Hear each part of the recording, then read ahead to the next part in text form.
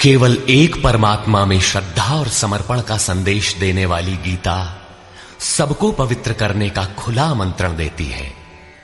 सृष्टि में कहीं भी रहने वाले अमीर अथवा गरीब, कुलीन तथा आदिवासी, पुण्यात्मा और पापी, स्त्री और पुरुष, सदाचारी एवं अत्यंत दुराचारी, सबका इसमें प्रवेश है। विशेषकर गीता पापियों के ही उद्धार का सुगम पथ बताती है। पुण्यात्मा तो भजते ही हैं।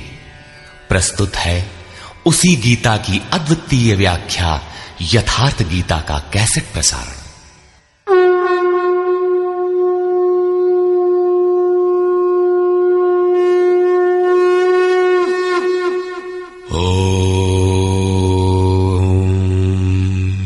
श्री परमात्मने नमः।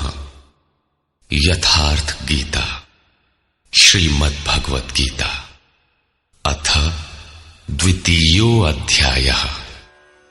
प्रथम अध्याय गीता की प्रवेशिका है, जिसमें आरंभ में पथिक को प्रतीत होने वाली उलझनों का चित्रण है। लड़ने वाले संपूर्ण कौरव पांडव थे, किंतु संशय का पात्र मात्र अर्जुन है। अनुराग ही अर्जुन है। इष्ट के अनुरूप राग ही पथिक को क्षेत्र क्षेत्रज्ञ के संघर्ष के लिए प्रेरित करता है। अनुराग आरंभिक स्तर है। पूज्य महाराज जी कहते थे, सदगृहस्थ आश्रम में रहते हुए ग्लानि होने लगे, अश्रुपात होता हो, कंठ अवरुद्ध होता हो, तो समझना कि यहीं से भजन आरंभ हो गया। अनुराग में ये सब कुछ आ जाता है। उसमें धर्म, नियम, सत्संग, भाव सभी विद्यमान होंगे। अनुराग के प्रथम चरण में पारिवारिक मोह बाधक बनता है। पहले सभी चाहते हैं कि हम उस परम सत्य को प्राप्त कर लें, किंतु आगे बढ़ने पर वो देखता है कि इन मधुर संबंधों का उच्छेद करना होगा। तब हताश हो जाता है। वो पहले से जो कुछ धर्म कर्म मानकर करता था, उतने में ही संतोष करने लगता है।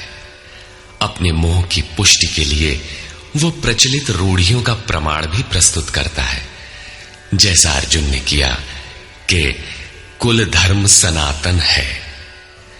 युद्ध से सनातन धर्म का लोप होगा, कुल क्षय होगा, स्वैराचार फैलेगा। ये अर्जुन का उत्तर नहीं था, बल्कि सद्गुरु के सान्निध्य से पूर्व की अपनाई गई एक कुरीति मात्र थी। इन्हीं कुरीतियों में फंसकर मनुष्य पृथक पृथक धर्म, अनेक संप्रदाय, छोटे बड़े गुट और असंख्य जातियों की रचना कर लेता है। कोई नाक दबाता है, कोई कान फाड़ता है। किसी के छूने से धर्म नष्ट होता है, तो कहीं रोटी पानी से धर्म नष्ट होता है। तो क्या अछूत या छूने वालों का दोष है? कदापि नहीं। दोष हमारे भ्रमदाताओं का है। धर्म के नाम पर हम कुरीति के शिकार हैं, इसलिए दोष हमारा है। महात्मा बुद्ध के समय में केश कंबल एक संप्रदाय था, जिसमें केश को बढ़ाकर कंबल की तरह प्रयोग करने को पूर्णता का मानदंड माना जाता था। कोई गोव्रतिक गाय की भांति रहने वाला था, तो कोई कुक्कुरव्रतिक कुत्ते की तरह खाने पीने रहने वाला था।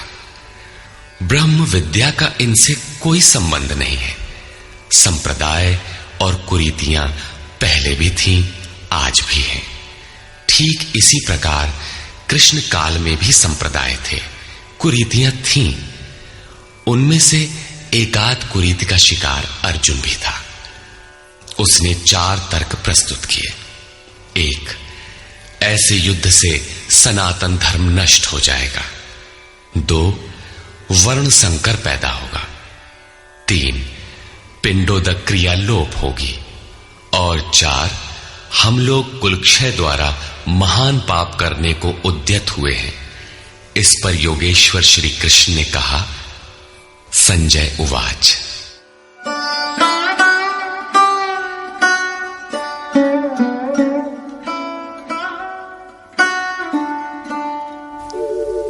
तथा कृपयाविष्टम् अश्रुपूर्णाकुलेक्षणम् विषीदन्तमिदं वाक्यम् उवाच मधुसूदनः।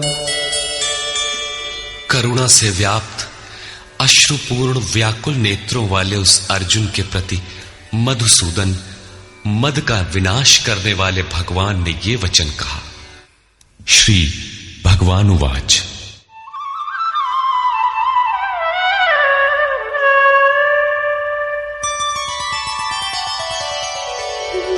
कुतस्त्वाकश्मलमिदम् विषमे समुपस्थितम् अनार्यजुष्टमस्वर्ग्यम् अकीर्तिकरमर्जुन। अर्जुन, इस विषम स्थल में तुझे ये अज्ञान कहां से हो गया? विषम स्थल अर्थात जिसकी समता का सृष्टि में कोई स्थल है ही नहीं, पारलौकिक है लक्ष्य जिसका, उस निर्विवाद स्थल पर तुझे अज्ञान कहां से हुआ? अज्ञान क्यों? अर्जुन तो सनातन धर्म की रक्षा के लिए कटिबद्ध है। क्या सनातन धर्म की रक्षा के लिए प्राणपण से तत्पर होना अज्ञान है? श्री कृष्ण कहते हैं, हां, ये अज्ञान है। न तो संभावित पुरुषों द्वारा इसका आचरण किया गया है, न स्वर्ग ही देने वाला है और न ये कीर्ति को ही करने वाला है। सन्मार्ग पर जो दृढ़ता पूर्वक आरूढ़ है उसे आर्य कहते हैं। परिवार के लिए मरना मिटना यदि अज्ञान न होता तो महापुरुष उस पर अवश्य चले होते। यदि कुल धर्म ही सत्य होता तो स्वर्ग और कल्याण की निःश्रेणी अवश्य बनता। ये कीर्तिदायक भी नहीं है। मीरा भजन करने लगी तो लोग कहें मीरा भई बावरी, सास कहे कुल नाशी रे। जिस परिवार, कुल और मर्यादा के लिए मीरा की सास बिलख रही थी, आज उस कुलवंती सास को कोई नहीं जानता, मीरा को विश्व जानता है। ठीक इसी प्रकार परिवार के लिए जो परेशान हैं, उनकी भी कीर्ति कब तक रहेगी? जिसमें कीर्ति नहीं, कल्याण नहीं, श्रेष्ठ पुरुषों ने भूल कर भी जिसका आचरण नहीं किया, तो सिद्ध है कि वो अज्ञान है। अतः क्लैब्यमास्मगमः पार्थ नैतत्त्वय्युपपद्यते क्षुद्रं हृदय दौर्बल्यं त्यक्त्वोत्तिष्ठ परन्तप। अर्जुन, नपुंसकता को मत प्राप्त हो। क्या अर्जुन नपुंसक था? क्या आप पुरुष हैं? नपुंसक वो है जो पौरुष से हीन हो। सब अपनी समझ से पुरुषार्थ ही तो करते हैं। किसान रात दिन खून पसीना एक करके खेत में पुरुषार्थ ही तो करता है। कोई व्यापार में पुरुषार्थ समझता है तो कोई पद का दुरुपयोग करके पुरुषार्थी बनता है। जीवन भर पुरुषार्थ करने पर भी खाली हाथ जाना पड़ता है। स्पष्ट है कि यह पुरुषार्थ नहीं है। शुद्ध पुरुषार्थ है आत्मदर्शन। गार्गी ने याज्ञवल्क्य से कहा, नपुंसक पुमान ज्ञेयो यो न वेत्ति हृदि स्थितम पुरुषम स्वप्रकाशम तस्मानंदात्मानमव्ययम्। वो पुरुष होते हुए भी नपुंसक है जो हृदयस्थ आत्मा को नहीं पहचानता। वो आत्मा ही पुरुष स्वरूप, स्वयं प्रकाश, उत्तम आनंद युक्त और अव्यक्त है। उसे पाने का प्रयास ही पौरुष है। अर्जुन, तू नपुंसकता को न प्राप्त हो, ये तेरे योग्य नहीं है। हे परम तप, हृदय की इस क्षुद्र दुर्बलता को त्याग कर युद्ध के लिए खड़ा हो। इस पर अर्जुन ने तीसरा प्रश्न प्रस्तुत किया। अर्जुन उवाच।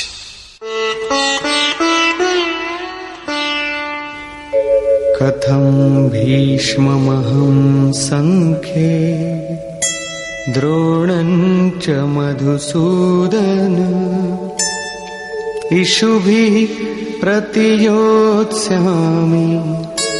पूजार्हा वरिसूदन। अहंकार का शमन करने वाले मधुसूदन, मैं रणभूमि में पितामह भीष्म और आचार्य द्रोण से किस प्रकार बाणों से युद्ध करूंगा, क्योंकि अरिसूदन वे दोनों ही पूजनीय हैं। द्वैत ही द्रोण है। प्रभु अलग है, हम अलग हैं। द्वैत का ये भान ही प्राप्ति की प्रेरणा का आरंभिक स्रोत है। यही द्रोणाचार्य का गुरुत्व है। भ्रम ही भीष्म है। जब तक भ्रम है तभी तक बच्चे, परिवार, रिश्तेदार सभी अपने लगते हैं। अपना लगने में भ्रम ही माध्यम है। आत्मा इन्हीं को पूज्य मानकर इनके साथ रहता है कि ये पिता हैं, दादा हैं, कुलगुरु हैं इत्यादि। साधन के पूर्ति काल में गुरु न चेला, पुरुष अकेला। न बंधुर न मित्रम गुरुर्नैव शिष्यः चिदानंद रूपः शिवोहम शिवोहम। जब चित्त उस परम आनंद में विलय हो जाता है तब न गुरु ज्ञान दाता और न शिष्य ग्रहण करता ही रह जाता है। यही परम की स्थिति है। गुरु का गुरुत्व प्राप्त कर लेने पर गुरुत्व एक जैसा हो जाता है। श्री कृष्ण कहते हैं, अर्जुन तुम मुझ में निवास करेगा। जैसे श्री कृष्ण वैसा ही अर्जुन, और ठीक वैसा ही प्राप्ति वाला महापुरुष हो जाता है। ऐसी अवस्था में गुरु का भी विलय हो जाता है। गुरुत्व हृदय में प्रवाहित हो जाता है। अर्जुन गुरु पद की ढाल बनाकर इस संघर्ष में प्रवृत्त होने से कतराना चाहता है। वो कहता है,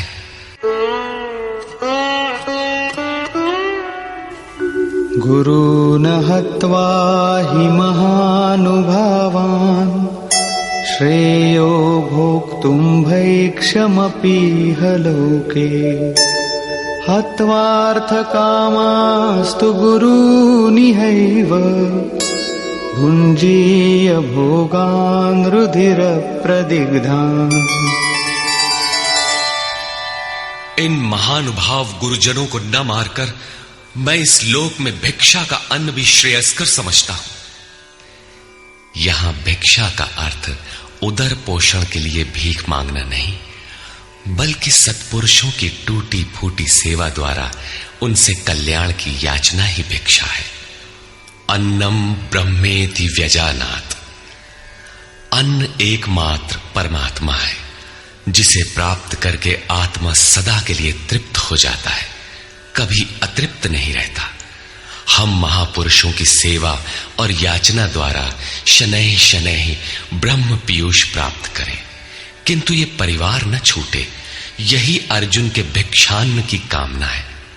संसार में अधिकांश लोग ऐसा ही करते हैं।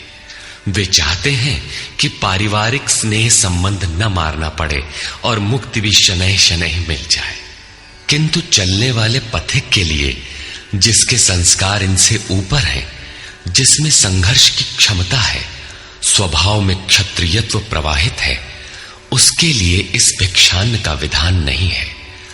स्वयं न करके याचना करना भिक्षान्न है।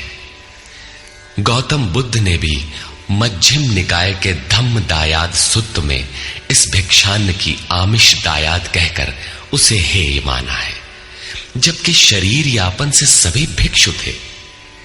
इन गुरुजनों को मारकर मिलेगा क्या?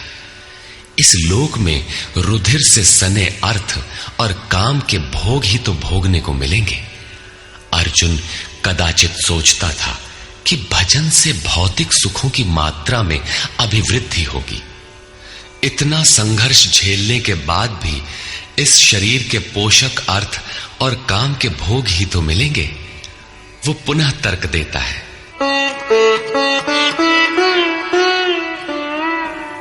न चैतद्विद्मः कतरन्नो गरीयो यद्वा जयेम यदि वा नो जयेयुः यानेव हत्वा न जिजीविषामः तेव स्थिताः प्रमुखे धार्तराष्ट्राः।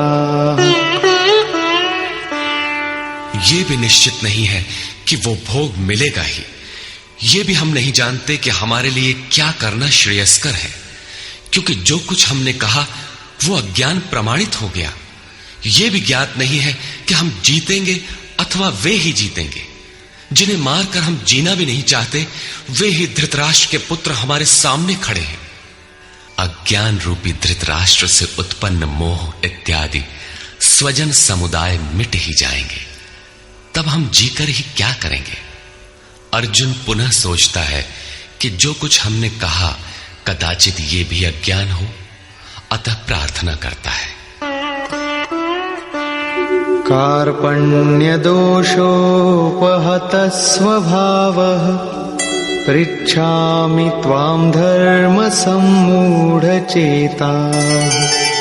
यच्छ्रेयस्यान्निश्चितं ब्रूहि तन्मे शिष्यस्तेऽहं शाधि मां त्वां प्रपन्नम्। कायरता के दोष से नष्ट स्वभाव वाला, धर्म के विषय में सर्वथा मोहित चित्त हुआ मैं आपसे पूछता हूं, जो कुछ निश्चित परम कल्याणकारी हो वो साधन मेरे लिए कहिए।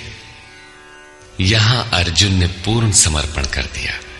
अभी तक वो श्री कृष्ण को अपने स्तर का ही समझता था, अनेक विद्याओं में अपने को कुछ आगे ही मानता था। यहां उसने अपनी बागडोर श्री कृष्ण को वस्तुतः सौंप दी।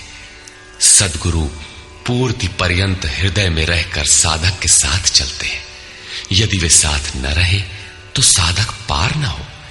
युवा कन्या के परिवार वाले जिस प्रकार शादी विवाह तक उसको संयम की शिक्षा देते हुए संभाल ले जाते हैं, ठीक उसी प्रकार सद्गुरु अपने शिष्य की अंतरात्मा से रथी होकर उसे प्रकृति की घाटियों से निकालकर पार कर देते हैं।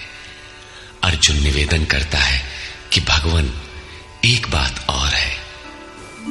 नहि प्रपश्यामि ममापनुद्यात् यच्छोकमुच्छोषणमिन्द्रियाणाम् अवाप्य भूमावसपत्नमृद्धम् राज्यं सुराणामपि चाधिपत्यम्। भूमि पर निष्कंटक धन धान्य संपन्न राज्य को और देवताओं के स्वामीपन इंद्र पद को पाकर भी मैं उस उपाय को नहीं देखता जो मेरी इंद्रियों को सुखाने वाले शोक को दूर कर सके। जब शोक बना ही है तो ये सब लेकर ही मैं क्या करूंगा। यदि इतना ही मिलना है तो क्षमा करे। अर्जुन ने सोचा, अब इसके आगे बतावेंगे भी क्या। संजय उवाच।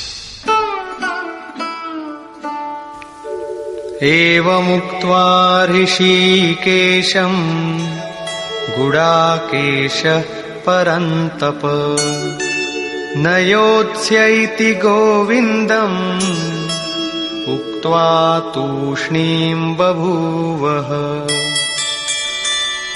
संजय बोला, हे राजन, मोह निशाजयी अर्जुन ने हृदय के सर्वज्ञ श्री कृष्ण से ये कहकर कि गोविंद मैं युद्ध नहीं करूंगा, चुप हो गया।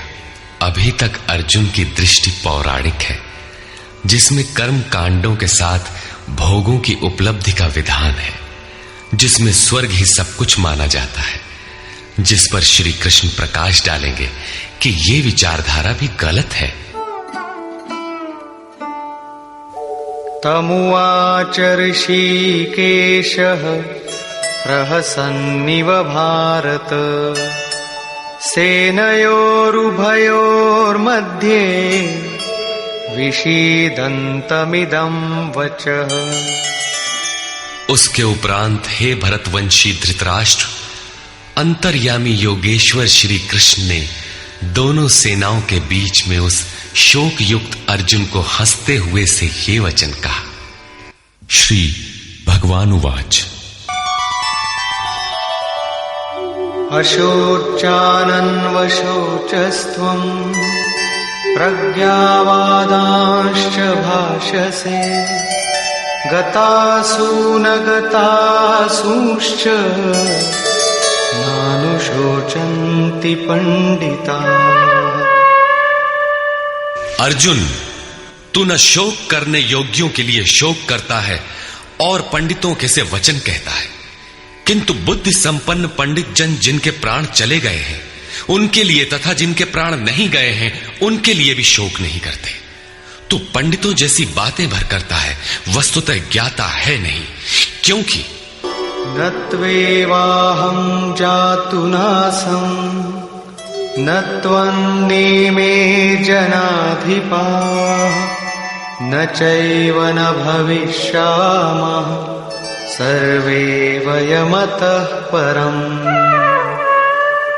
न तो ऐसा ही है कि मैं अर्थात सद्गुरु किसी काल में नहीं था, अथवा तू अनुरागी अधिकारी अथवा जनाधिपाह राजा लोग अर्थात राजसी वृत्ति में पाए जाने वाला अहम नहीं था, और न ऐसा ही है कि आगे हम सब नहीं रहेंगे।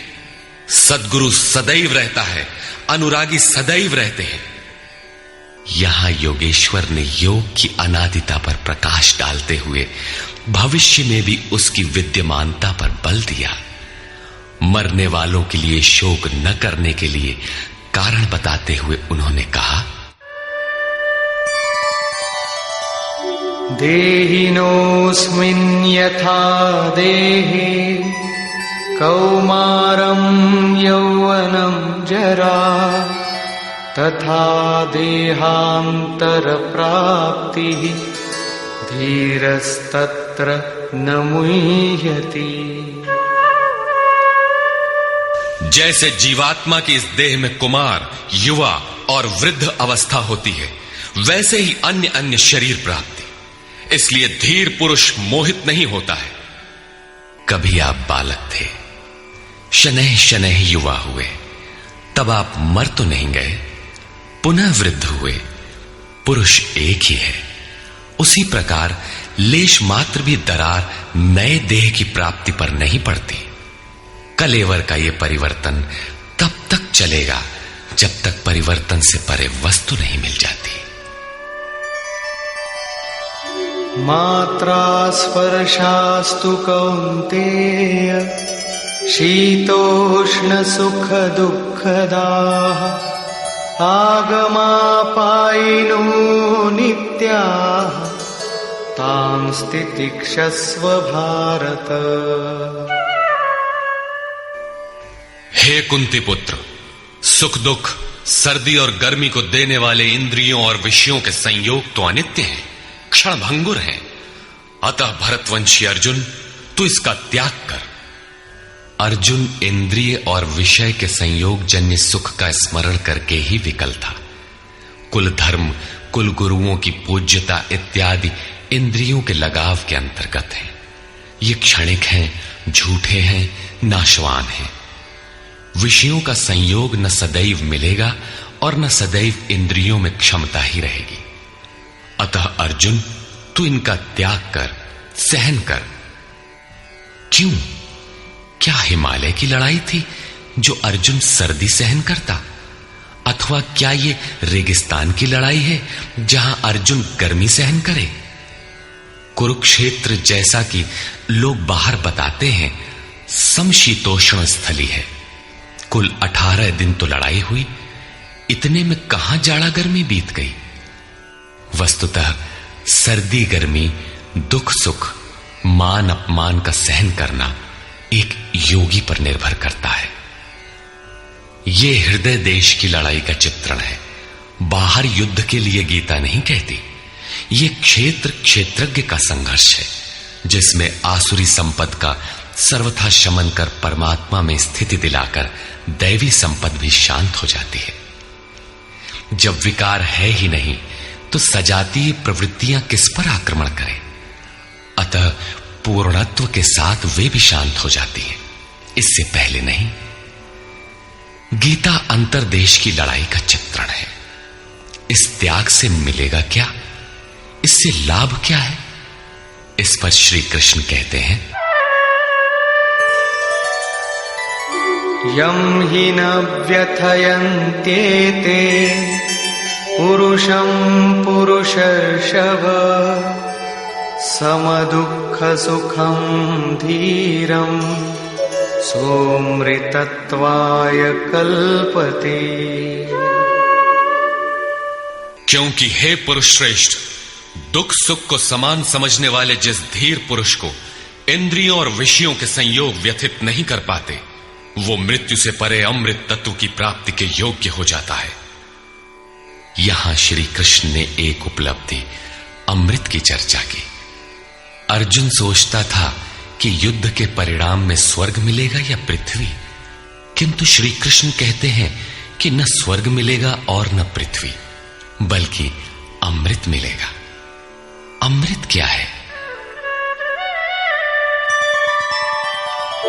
नासतो विद्यते भावो ना भावो विद्यते सतः उभयोरपि दृष्टोऽन्तः त्वनयोस्तत्त्वदर्शिभिः। अर्जुन, असत वस्तु का अस्तित्व नहीं है, वो है ही नहीं, उसे रोका नहीं जा सकता, और सत्य का तीनों काल में अभाव नहीं है, उसे मिटाया नहीं जा सकता। अर्जुन ने पूछा, क्या भगवान होने के नाते आप कहते हैं? श्री कृष्ण ने बताया, मैं तो कहता ही हूं, इन दोनों का यह अंतर हमारे साथ साथ तत्वदर्शियों द्वारा भी देखा गया है। श्री कृष्ण ने वही सत्य दोहराया जो तत्वदर्शियों ने कभी देख लिया था। श्री कृष्ण भी एक तत्वदर्शी महापुरुष थे। परम तत्व परमात्मा का प्रत्यक्ष दर्शन करके उसमें स्थिति वाले तत्वदर्शी कहलाते हैं। सत और असत हैं क्या? इस पर कहते हैं, अविनाशी तु तद्विद्धि येन सर्वमिदं ततं विनाशमव्ययस्यास्य न कश्चित् कर्तुमर्हति। नाश रहित तो वो है जिससे ये संपूर्ण जगत व्याप्त है। इस अव्ययस्य अविनाशी का विनाश करने में कोई समर्थ नहीं है। किंतु इस अविनाशी अमृत का नाम क्या है? वो है कौन? अंतवंत इमे देहा नित्यस्योक्ता शरीरिणः अनाशिनो प्रमेयस्य तस्माद्युध्यस्व भारत। अविनाशी अप्रमेय नित्य स्वरूप आत्मा के ये सभी शरीर नाशवान कहे गए हैं। इसलिए भरतवंशी अर्जुन, तू युद्ध कर। आत्मा ही अमृत है, आत्मा ही अविनाशी है जिसका तीनों कालों में नाश नहीं होता। आत्मा ही सत है, शरीर नाशवान है, यही असत है जिसका तीनों कालों में अस्तित्व नहीं है। शरीर नाशवान है, इसलिए तू युद्ध कर। इस आदेश से यह स्पष्ट नहीं होता कि अर्जुन केवल कौरवों को मारे। पांडव पक्ष में भी तो शरीर ही खड़े थे। क्या पांडव के शरीर अविनाशी थे? यदि शरीर नाशवान है तो श्री कृष्ण किसकी रक्षा में खड़े थे? क्या अर्जुन कोई शरीरधारी था? शरीर जो असत है, जिसका अस्तित्व नहीं है, जिसे रोका नहीं जा सकता, क्या श्री कृष्ण उस शरीर की रक्षा में खड़े हैं? यदि ऐसा है तो वे भी अविवेकी और मूढ़ हैं, क्योंकि आगे श्री कृष्ण स्वयं कहते हैं कि जो केवल शरीर के लिए ही पचता है, श्रम करता है, वो अविवेकी और मूढ़ बुद्धि है। वो पापायु पुरुष व्यर्थ ही जीता है। अंततः अर्जुन कौन था? वस्तुतः अनुराग ही अर्जुन है। अनुरागी के लिए इष्ट सदैव रथी बनकर साथ में रहते हैं, सखा की भांति उसका मार्गदर्शन करते हैं। आप शरीर नहीं है। शरीर तो आवरण है, रहने का मकान है। उसमें रहने वाला अनुराग पूरित आत्मा है। भौतिक युद्ध, मारने काटने से शरीरों का अंत नहीं होता। ये शरीर छूटेगा तो आत्मा दूसरा शरीर धारण कर लेगा। इसी संदर्भ में श्री कृष्ण कह चुके हैं कि जिस प्रकार बाल्यकाल से युवा या वृद्धावस्था आती है, उसी प्रकार देहांतर की प्राप्ति होती है। शरीर काटेंगे तो जीवात्मा नया वस्त्र बदल लेगा। शरीर संस्कारों के आश्रित है और संस्कार मन पर आधारित है। मन एव मनुष्याणाम कारणम बंध मोक्षयोः। मन का सर्वथा निरोध होना, अचल स्थिर ठहरना और अंतिम संस्कार का विलय एक ही क्रिया है। संस्कारों की सतह का टूट जाना ही शरीरों का अंत है। इसे तोड़ने के लिए आपको आराधना करनी होगी, जिसे श्री कृष्ण ने कर्म या निष्काम कर्मयोग की संज्ञा दी है। कृष्ण ने स्थान स्थान पर अर्जुन को युद्ध की प्रेरणा दी, किंतु एक भी श्लोक ऐसा नहीं है जो भौतिक युद्ध या मार काट का समर्थन करता हो। यह युद्ध सजातीय विजातीय प्रवृत्तियों का है, अंतर्देश में है।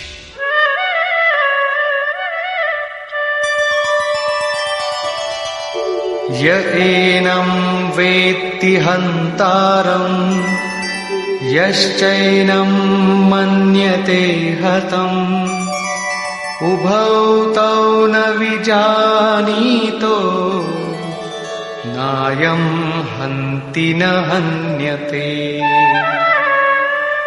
जो इस आत्मा को मारने वाला मानता है तथा जो इस आत्मा को मरा हुआ समझता है, वे दोनों ही आत्मा को नहीं जानते, क्योंकि ये आत्मा न तो मारता है और न मारा ही जाता है। पुनः इसी पर बल देते हैं। न जायते म्रियते वा कदाचिन् नायं भूत्वा भविता वा न भूयः अजो नित्यः शाश्वतोऽयं पुराणो न हन्यते हन्यमाने शरीरे। ये आत्मा किसी काल में न तो जन्मता है और न मरता है, क्योंकि ये वस्त्र ही तो बदलता है। न ये आत्मा होकर अन्य कुछ होने वाला है, क्योंकि यह अजन्मा है, नित्य है, शाश्वत और पुरातन है। शरीर के नाश होने पर भी उसका नाश नहीं होता। आत्मा ही सत्य है, आत्मा ही पुरातन है, आत्मा ही शाश्वत और सनातन है। आप कौन है? सनातन धर्म के अनुयायी। सनातन कौन है? आत्मा। आप आत्मा के अनुयायी हैं। आत्मा, परमात्मा और ब्रह्म एक दूसरे के पर्याय हैं। आप कौन है? शाश्वत धर्म के उपासक। शाश्वत कौन है? आत्मा। अर्थात हम आप आत्मा के उपासक हैं। यदि आप आत्मिक पथ को नहीं जानते तो आपके पास शाश्वत सनातन नाम की कोई वस्तु नहीं है। उसके लिए आप आहें भरते हैं तो प्रत्याशी अवश्य है, किंतु सनातन धर्मी नहीं है। सनातन धर्म के नाम पर किसी कुरीति के शिकार हैं। देश विदेश में मानव मात्र में आत्मा एक ही जैसा है, इसलिए विश्व में कहीं भी कोई आत्मा की स्थिति दिलाने वाली क्रिया जानता है और उस पर चलने के लिए प्रयत्नशील है, तो वो सनातन धर्मी है, चाहे वो अपने को ईसाई, मुसलमान, यहूदी या कुछ भी क्यों न कह ले।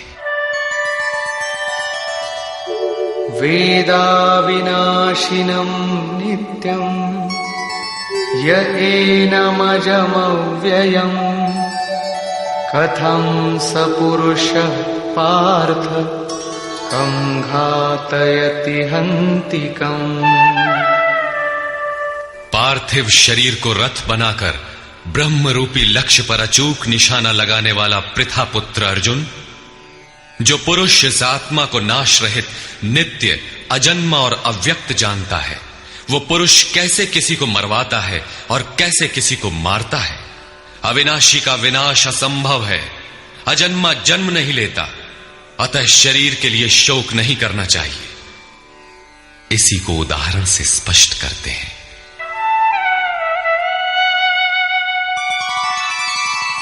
वासांसि जीर्णानि यथा विहाय नवानि गृह्णाति नरोपराणि तथा शरीराणि विहाय जीर्णान्यन्यानि संयाति नवानि देहि।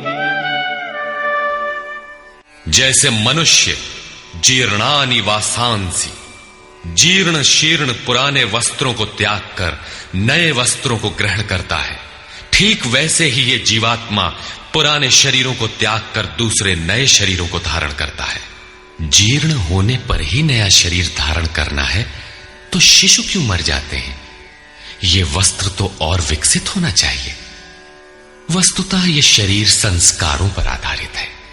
जब संस्कार जीर्ण होते हैं तो शरीर छूट जाता है। यदि संस्कार 2 दिन का है तो दूसरे दिन ही शरीर जीर्ण हो गया। इसके बाद मनुष्य एक श्वास भी अधिक नहीं जीता। संस्कार ही शरीर है।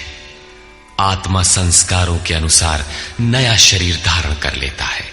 अथा खलु ऋतुमयः पुरुषः यथा इहैव तथैव प्रेत्य भवति कृतं लोकम पुरुषोऽभिजायते। अर्थात ये पुरुष निश्चय ही संकल्पमय है। इस लोक में पुरुष जैसा निश्चय वाला होता है वैसा ही यहां से मरकर जाने पर होता है। अपने संकल्प से बनाए हुए शरीरों में पुरुष उत्पन्न होता है। इस प्रकार मृत्यु शरीर का परिवर्तन मात्र है, आत्मा नहीं मरता। पुनः इसकी अजरता अमरता पर बल देते हैं। नैनं छिन्दन्ति शस्त्राणि नैनं दहति पावकः न चैनं क्लेदयन्त्यापो न शोषयति मारुतः। अर्जुन, इस आत्मा को शस्त्रादि नहीं काटते, अग्नि इसे जला नहीं सकता, जल इसे गीला नहीं कर सकता और न वायु इसे सुखा ही सकता है। अच्छेद्योऽयमदाह्योऽयम् अक्लेद्यो शोष्यैव च नित्यः सर्वगतः स्थाणुः अचलोऽयं सनातनः। ये आत्मा अच्छेद्य है, इसे छेदा नहीं जा सकता। ये अदाह्य है, इसे जलाया नहीं जा सकता। ये अक्लेद्य है, इसे गीला नहीं किया जा सकता। आकाश इसे अपने में समाहित नहीं कर सकता। ये आत्मा निसंदेह अशोष्य, सर्वव्यापक, अचल, स्थिर रहने वाला और सनातन है। अर्जुन ने कहा था कि कुल धर्म सनातन है। ऐसा युद्ध करने से सनातन धर्म नष्ट हो जाएगा, किंतु श्री कृष्ण ने इसे अज्ञान माना और आत्मा को ही सनातन बताया। आप कौन हैं? सनातन धर्म के अनुयायी। सनातन कौन है? आत्मा। यदि आप आत्मा पर्यंत दूरी तय करने वाली विधि विशेष से अवगत नहीं हैं, तो आप सनातन धर्म नहीं जानते। इसका कुपरिणाम सांप्रदायिकता में फंसे धर्म भीरू लोगों को भोगना पड़ रहा है। जब मैटर क्षेत्र में पैदा होने वाली कोई वस्तु इस सनातन का स्पर्श नहीं कर सकती, तो छूने खाने से सनातन धर्म नष्ट कैसे हो सकता है? यह धर्म नहीं, एक कुरीति परिस्थिति थी जिससे भारत में सांप्रदायिक वैमनस्य बढ़ा और राष्ट्रीय एकता की आज भी समस्या बनी हुई है। धर्म की शरण हम क्यों जाते हैं? क्योंकि हम मरण धर्मा हैं और धर्म कोई ठोस चीज है जिसकी शरण जाकर हम भी अमर हो जाए। हम तो मारने से मरेंगे और ये धर्म केवल छूने और खाने से मर जाएगा, तो हमारी क्या रक्षा करेगा? धर्म तो आपकी रक्षा करता है, आपसे शक्तिशाली है। आप तलवार से मरेंगे और धर्म वो छूने से नष्ट हो गया। कैसा है आपका धर्म? कुरीतियां नष्ट होती हैं, न कि सनातन। सनातन तो ऐसी ठोस वस्तु है जिसे शस्त्र नहीं काटते, अग्नि जला नहीं सकता, जल इसे गीला नहीं कर सकता। खान पान तो दूर, प्रकृति में उत्पन्न कोई वस्तु उसका स्पर्श भी नहीं कर पाती, तो वो सनातन नष्ट कैसे हो गया? ऐसी ही कतिपय कुरीतियां अर्जुन काल में भी थी। उनका शिकार अर्जुन भी था। उसने विलाप करते हुए गिड़गिड़ा कर कहा कि कुल धर्म सनातन है, युद्ध से सनातन धर्म नष्ट हो जाएगा। कुल धर्म नष्ट होने से हम अनंत काल तक नरक में चले जाएंगे। किंतु श्री कृष्ण ने कहा, तुझे ये अज्ञान कहां से उत्पन्न हो गया? सिद्ध है कि वो कोई कुरीति थी। तभी तो श्री कृष्ण ने उसका निराकरण किया और बताया कि आत्मा ही सनातन है। यदि आप आत्मिक पथ नहीं जानते तो सनातन धर्म में आपका अभी तक प्रवेश नहीं हुआ है। जब यह सनातन शाश्वत आत्मा सबके अंदर व्याप्त है तो खोजा किसे जाए? इस पर श्री कृष्ण कहते हैं,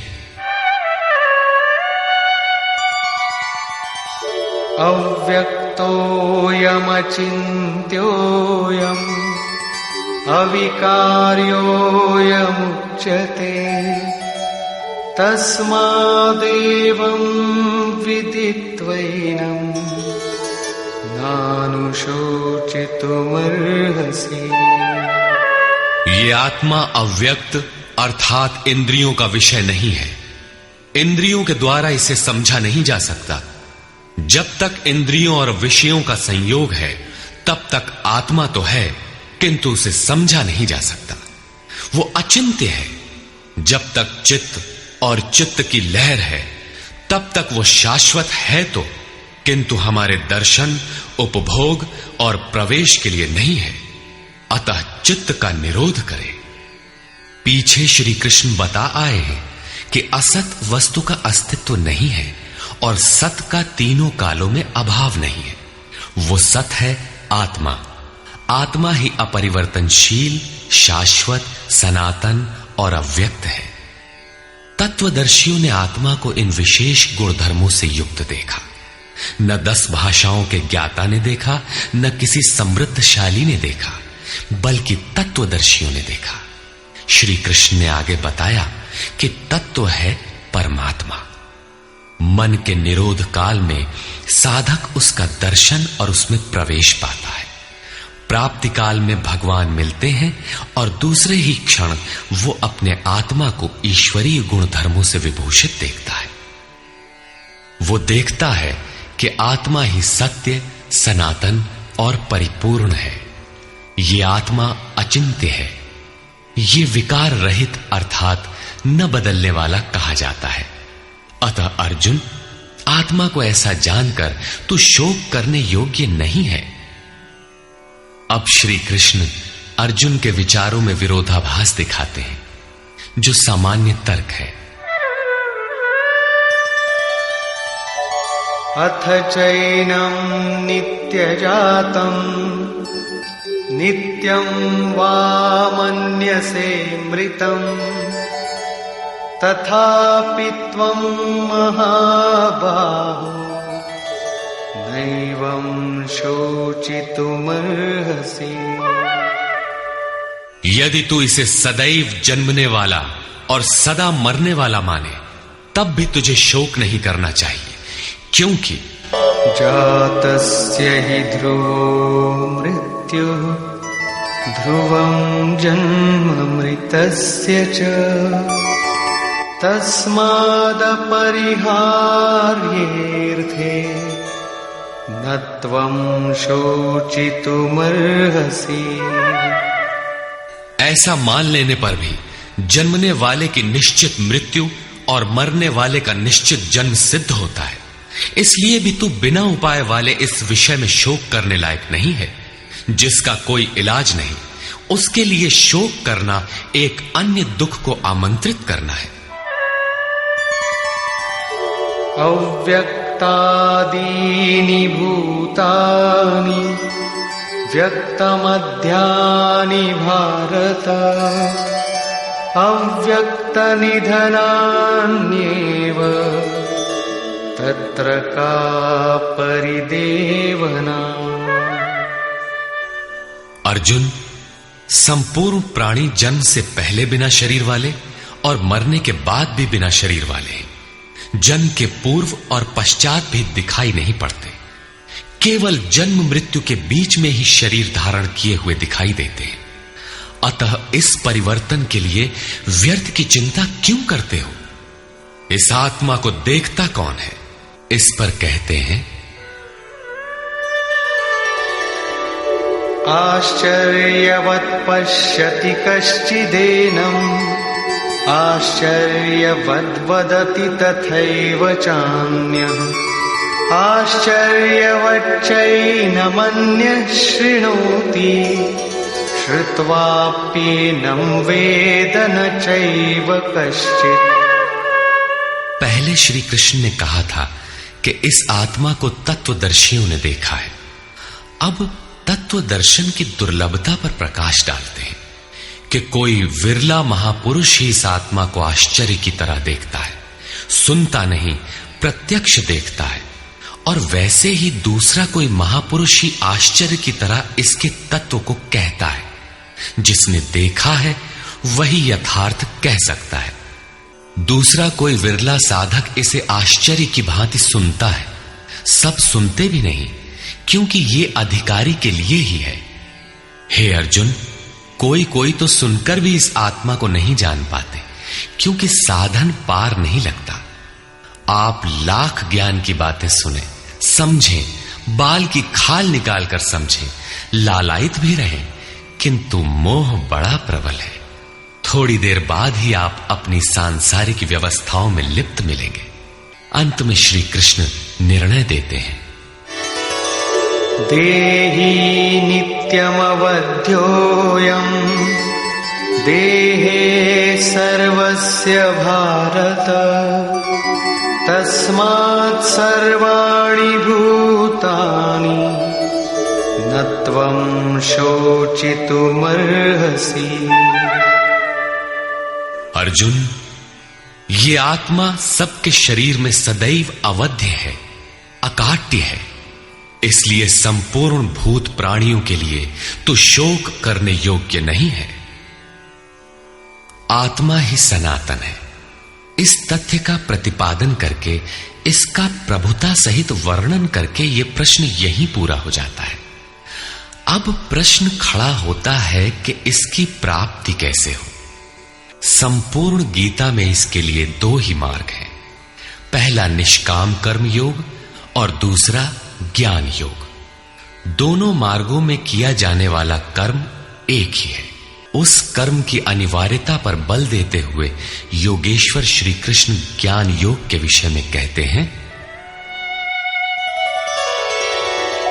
स्वधर्ममपि चावेक्ष न विकम्पितुमर्हसि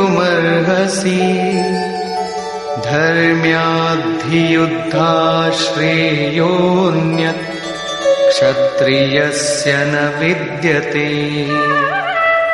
अर्जुन, स्वधर्म देखकर भी तू भय करने योग्य नहीं है, क्योंकि धर्म संयुक्त युद्ध से बढ़कर अन्य कोई परम कल्याणकारी मार्ग क्षत्रिय के लिए नहीं है। अभी तक तो आत्मा शाश्वत है, आत्मा सनातन है, वही एकमात्र धर्म है कहा गया है। अब ये स्वधर्म कैसा? धर्म तो एकमात्र आत्मा ही है, वो तो अचल स्थिर है, तो धर्माचरण क्या?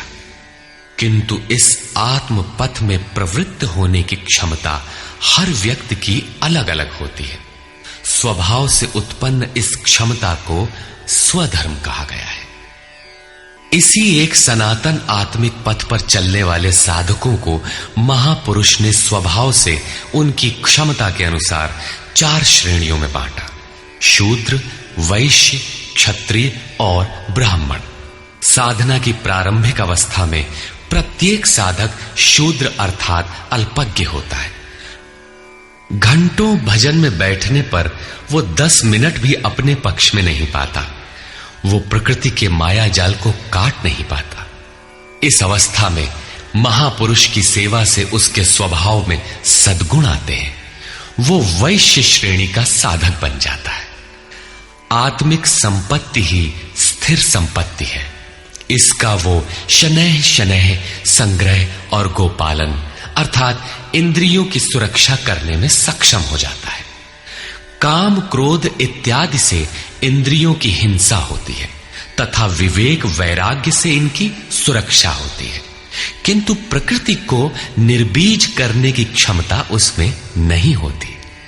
क्रमशः उन्नति करते करते साधक के अंतःकरण में तीनों गुणों को काटने की क्षमता अर्थात क्षत्रियत्व आ जाता है। इसी स्तर पर प्रकृति और उसके विकारों को नाश करने की क्षमता आ जाती है। इसलिए युद्ध यहीं से आरंभ होता है। क्रमशः साधन करके साधक ब्राह्मणत्व की श्रेणी में बदल जाता है। इस समय मन का शमन, इंद्रियों का दमन, धारावाही चिंतन, सरलता, अनुभव, ज्ञान इत्यादि लक्षण साधक में स्वाभाविक प्रवाहित होते हैं। इन्हीं के अनुष्ठान से चलकर क्रमशः वो ब्रह्म में प्रवेश पा जाता है, जहां वो ब्राह्मण भी नहीं रह जाता। विदेह राजा जनक की सभा में महर्षि याज्ञवल्क्य ने चाक्रायण, उशस्ति, कहोल, आरुणि, उद्यालक और गार्गी के प्रश्नों का समाधान करते हुए बताया कि आत्म साक्षात्कार का पूर्णतया संपादन करने वाला ही ब्राह्मण होता है। ये आत्मा ही लोक परलोक और समस्त प्राणियों को भीतर से नियमित करता है। सूर्य, चंद्रमा, पृथ्वी, जल, वायु, अग्नि, तारागण, अंतरिक्ष, आकाश एवं प्रत्येक क्षण इस आत्मा के ही प्रशासन में है। ये तुम्हारा आत्मा अंतर्यामी अमृत है। आत्मा अक्षर है, इससे भिन्न सब नाशवान है। जो कोई इसी लोक में इस अक्षर को न जानकर हवन करता है, तप करता है, हजारों वर्षों तक यज्ञ करता है, उसका ये सब कर्म नाशवान है। जो कोई भी इस अक्षर को जाने बिना इस लोक से मरकर जाता है, वो दयनीय है, कृपण है, और जो इस अक्षर को जानकर इस लोक से मरकर जाता है, वो ब्राह्मण है। अर्जुन क्षत्रिय श्रेणी का साधक है। श्री कृष्ण कहते हैं कि क्षत्रिय श्रेणी के साधक के लिए युद्ध के अतिरिक्त कोई कल्याणकारक रास्ता है ही नहीं। प्रश्न उठता है कि क्षत्रिय है क्या? प्रायः लोग इसका आशय समाज में जन्मना उत्पन्न ब्राह्मण, क्षत्रिय, वैश्य, शूद्र जातियों से लेते हैं। इन्हें ही 4 वर्ण मान लिया जाता है, किंतु नहीं। शास्त्रकार ने स्वयं बताया है कि क्षत्रिय क्या है, वर्ण क्या है। यहां उन्होंने केवल क्षत्रिय का नाम लिया और आगे 18वें अध्याय तक इस प्रश्न का समाधान प्रस्तुत किया कि वस्तुतः ये वर्ण हैं क्या और कैसे इनमें परिवर्तन होता है। श्री कृष्ण ने कहा, चातुर्वर्ण्यम मया सृष्टम, 4 वर्णों की सृष्टि मैंने की, तो क्या मनुष्यों को बांटा? श्री कृष्ण कहते हैं कि नहीं, गुण कर्म विभागशः, गुणों के माध्यम से कर्म को 4 भागों में बांटा। यह देखना है कि वो कर्म क्या है जिसे बांटा गया। गुण परिवर्तनशील है। साधना की उचित प्रक्रिया द्वारा तामसी से राजसी और राजसी से सात्विक गुणों में प्रवेश मिलता जाता है। अंततः ब्राह्मण स्वभाव बन जाता है। उस समय ब्रह्म में प्रवेश दिला देने वाली सारी योग्यताएं उस साधक में रहती हैं। वर्ण संबंधी प्रश्न यहां से आरंभ होकर 18वें अध्याय में जाकर पूर्ण होता है। श्री कृष्ण की मान्यता है, श्रेयान् स्वधर्मो विगुणः परधर्मात् स्वनुष्ठितात्। स्वभाव से उत्पन्न इस धर्म में प्रवृत्त होने की क्षमता जिस स्तर की हो, भले ही वो गुण रहित शूद्र श्रेणी की हो, तब भी परम कल्याण करती है, क्योंकि आप क्रमशः वहीं से उत्थान करते हैं। उससे ऊपर वालों की नकल करके साधक नष्ट हो जाता है। अर्जुन क्षत्रिय श्रेणी का साधक था, इसलिए श्री कृष्ण कहते हैं कि अर्जुन, अपने स्वभाव से उत्पन्न योग्यता को देखकर, इस युद्ध में प्रवृत्त होने की अपनी क्षमता को देखकर भी तू भय करने योग्य नहीं है। इससे बढ़कर दूसरा कोई कल्याणकारी कार्य क्षत्रिय के लिए नहीं। इसी पर प्रकाश डालते हुए पुनः योगेश्वर कहते हैं,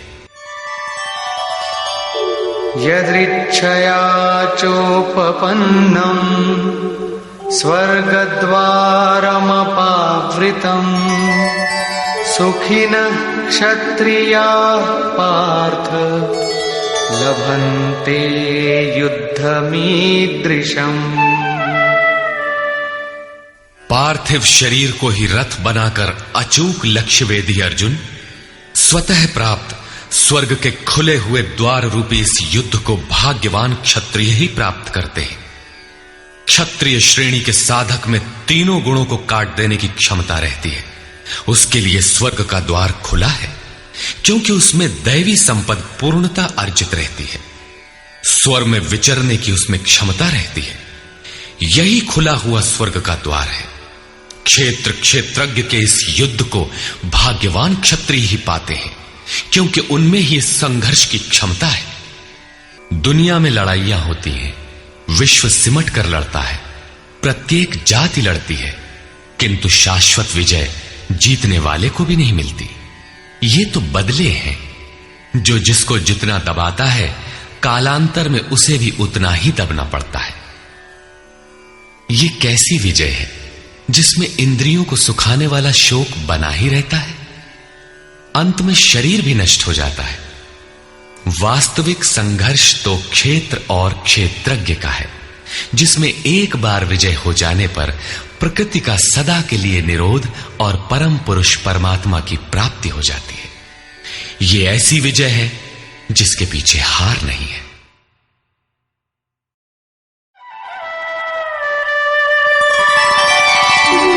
अथ चेत्त्वमिमं धर्म्यं संग्रामं न करिष्यसि ततः स्वधर्मं कीर्तिं च हित्वा पापमवाप्स्यसि। और यदि तू इस धर्मयुक्त संग्राम अर्थात शाश्वत सनातन परम धर्म परमात्मा में प्रवेश दिलाने वाला धर्म युद्ध नहीं करेगा, तो स्वधर्म अर्थात स्वभाव से उत्पन्न संघर्ष करने की क्षमता, क्रिया में प्रवृत्त होने की क्षमता को खोकर पाप अर्थात आवागमन और अपकीर्ति को प्राप्त होगा। अपकीर्ति पर प्रकाश डालते हैं। अकीर्तिं चापि भूतानि कथयिष्यन्ति ते व्ययाम् संभावितस्य चाकीर्ति मरणादतिरिच्यते।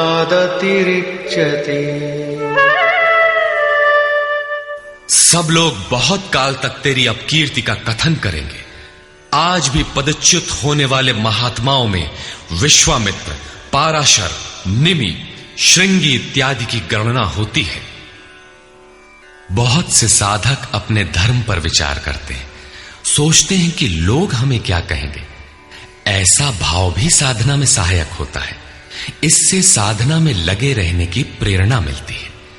कुछ दूरी तक यह भाव भी साथ देता है। माननीय पुरुषों के लिए अपकीर्ति मरण से भी बढ़कर होती है। भयाद्रणादुपरतम् मौस्यन्ते त्वां महारथाः येषां च त्वं बहुमतो भूत्वा यास्यसि लाघवम्। जिन महारथियों की निगाह में तू बहुत माननीय होकर अब तुच्छता को प्राप्त होगा, वे महारथी लोग तुझे भय के कारण युद्ध से उपराम हुआ मानेंगे। महारथी कौन? इस पथ पर महान परिश्रम से आगे बढ़ने वाले साधक महारथी हैं। इसी प्रकार इतने ही परिश्रम से अविद्या की ओर खींचने वाले काम, क्रोध, लोभ, मोहादि भी महारथी हैं, जो तुझे बहुत सम्मान देते थे कि साधक प्रशंसनीय है, तुम उनकी निगाह से गिर जाओगे। इतना ही नहीं, बल्कि अवाच्य वादांश्च बहु वदिष्यन्ति तवाहिताः निन्दन्तस्तव सामर्थ्यम् ततो दुःखतरं नु किम्। वैरी लोग तेरे पराक्रम की निंदा करते हुए बहुत से न कहने योग्य वचनों को कहेंगे। एक दोष आता है तो चारों ओर से निंदा और बुराइयों की झड़ी लग जाती है। न कहने योग्य वचन भी कहे जाते हैं। इससे बड़ा दुख क्या होगा?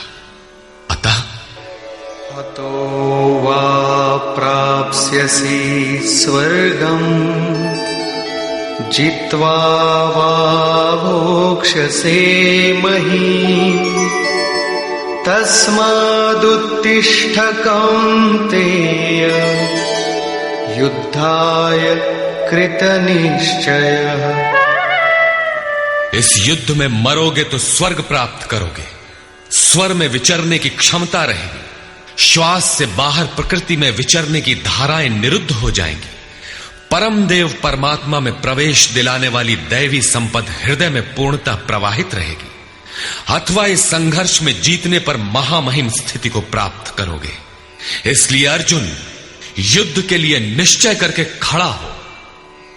प्रायः लोग इस श्लोक के अर्थ में समझते हैं कि इस युद्ध में मरोगे तो स्वर्ग जाओगे और जीतोगे तो पृथ्वी का भोग भोगोगे। किंतु आपको स्मरण होगा, अर्जुन कह चुका है, भगवान पृथ्वी ही नहीं अपितु त्रैलोक्य के साम्राज्य और देवताओं के स्वामीपन अर्थात इंद्र पद प्राप्त होने पर भी मैं उस उपाय को नहीं देखता जो इंद्रियों को सुखाने वाले मेरे शोक को दूर कर सके। यदि इतना ही मिलना है तो गोविंद, मैं युद्ध कदापि नहीं करूंगा। यदि इतने पर भी श्री कृष्ण कहते कि अर्जुन लड़ो, जीतोगे तो पृथ्वी पा जाओगे, हारोगे तो स्वर्ग के नागरिक बन जाओगे, तो श्री कृष्ण देते ही क्या है? अर्जुन इससे आगे का सत्य, श्रेय, परम कल्याण की कामना वाला शिष्य था, जिसे सद्गुरुदेव श्री कृष्ण ने बताया कि क्षेत्रज्ञ के इस संघर्ष में यदि शरीर का समय पूरा हो जाता है और लक्ष्य तक नहीं पहुंच सके तो स्वर्ग प्राप्त करोगे। अर्थात स्वर में ही विचरण करने की क्षमता प्राप्त कर लोगे। दैवी संपत्ति हृदय में ढल जाएगी और इस शरीर के रहते रहते संघर्ष में सफल हो जाते हो तो महिम, सबसे महान ब्रह्म की महिमा का उपभोग करोगे। महामहिम की स्थिति प्राप्त कर लोगे। जीतोगे तो सर्वस्व, क्योंकि महामहिमत्व को पाओगे, और हारोगे तो देवत्व।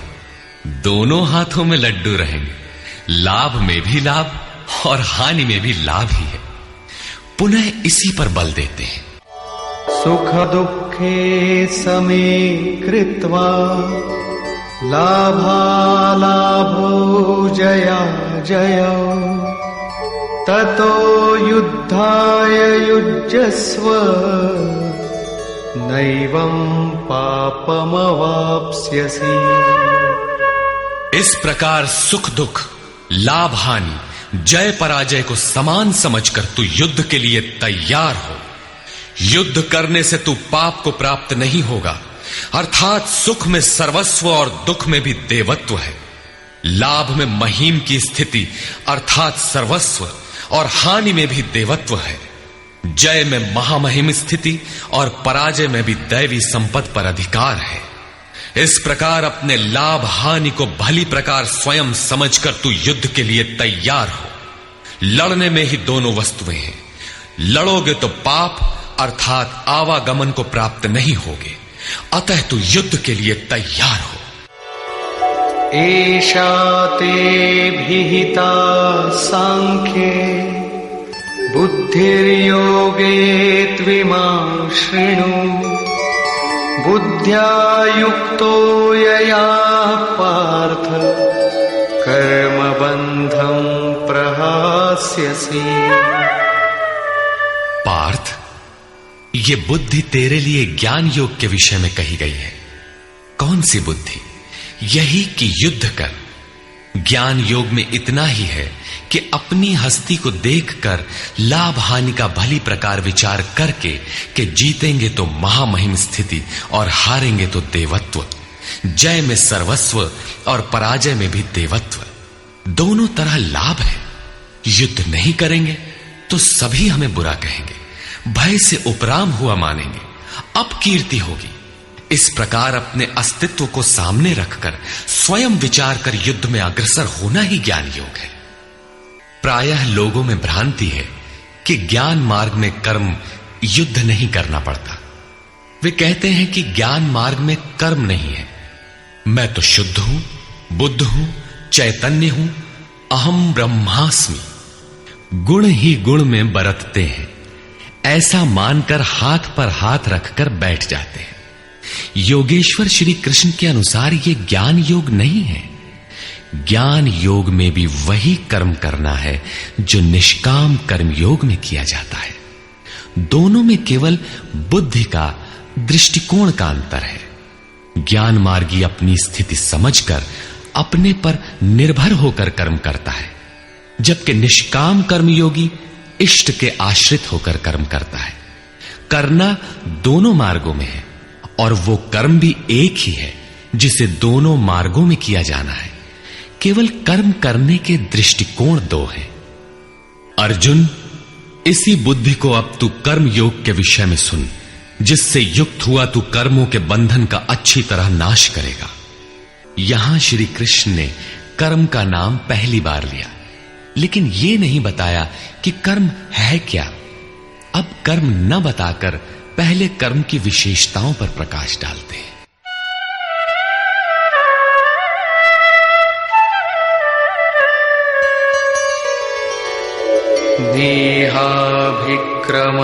देहाभिक्रमनाशोऽस्ति प्रत्यवायो न विद्यते स्वल्पमप्यस्य धर्मस्य त्रायते महतो भयात्।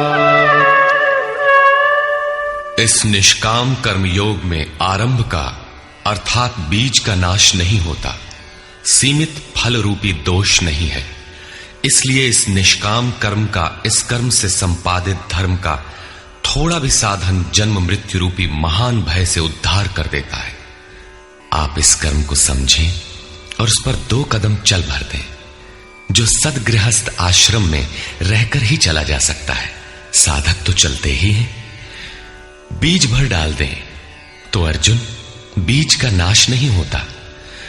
प्रकृति में कोई क्षमता नहीं, ऐसा कोई अस्त्र नहीं कि उस सत्य को मिटा दे।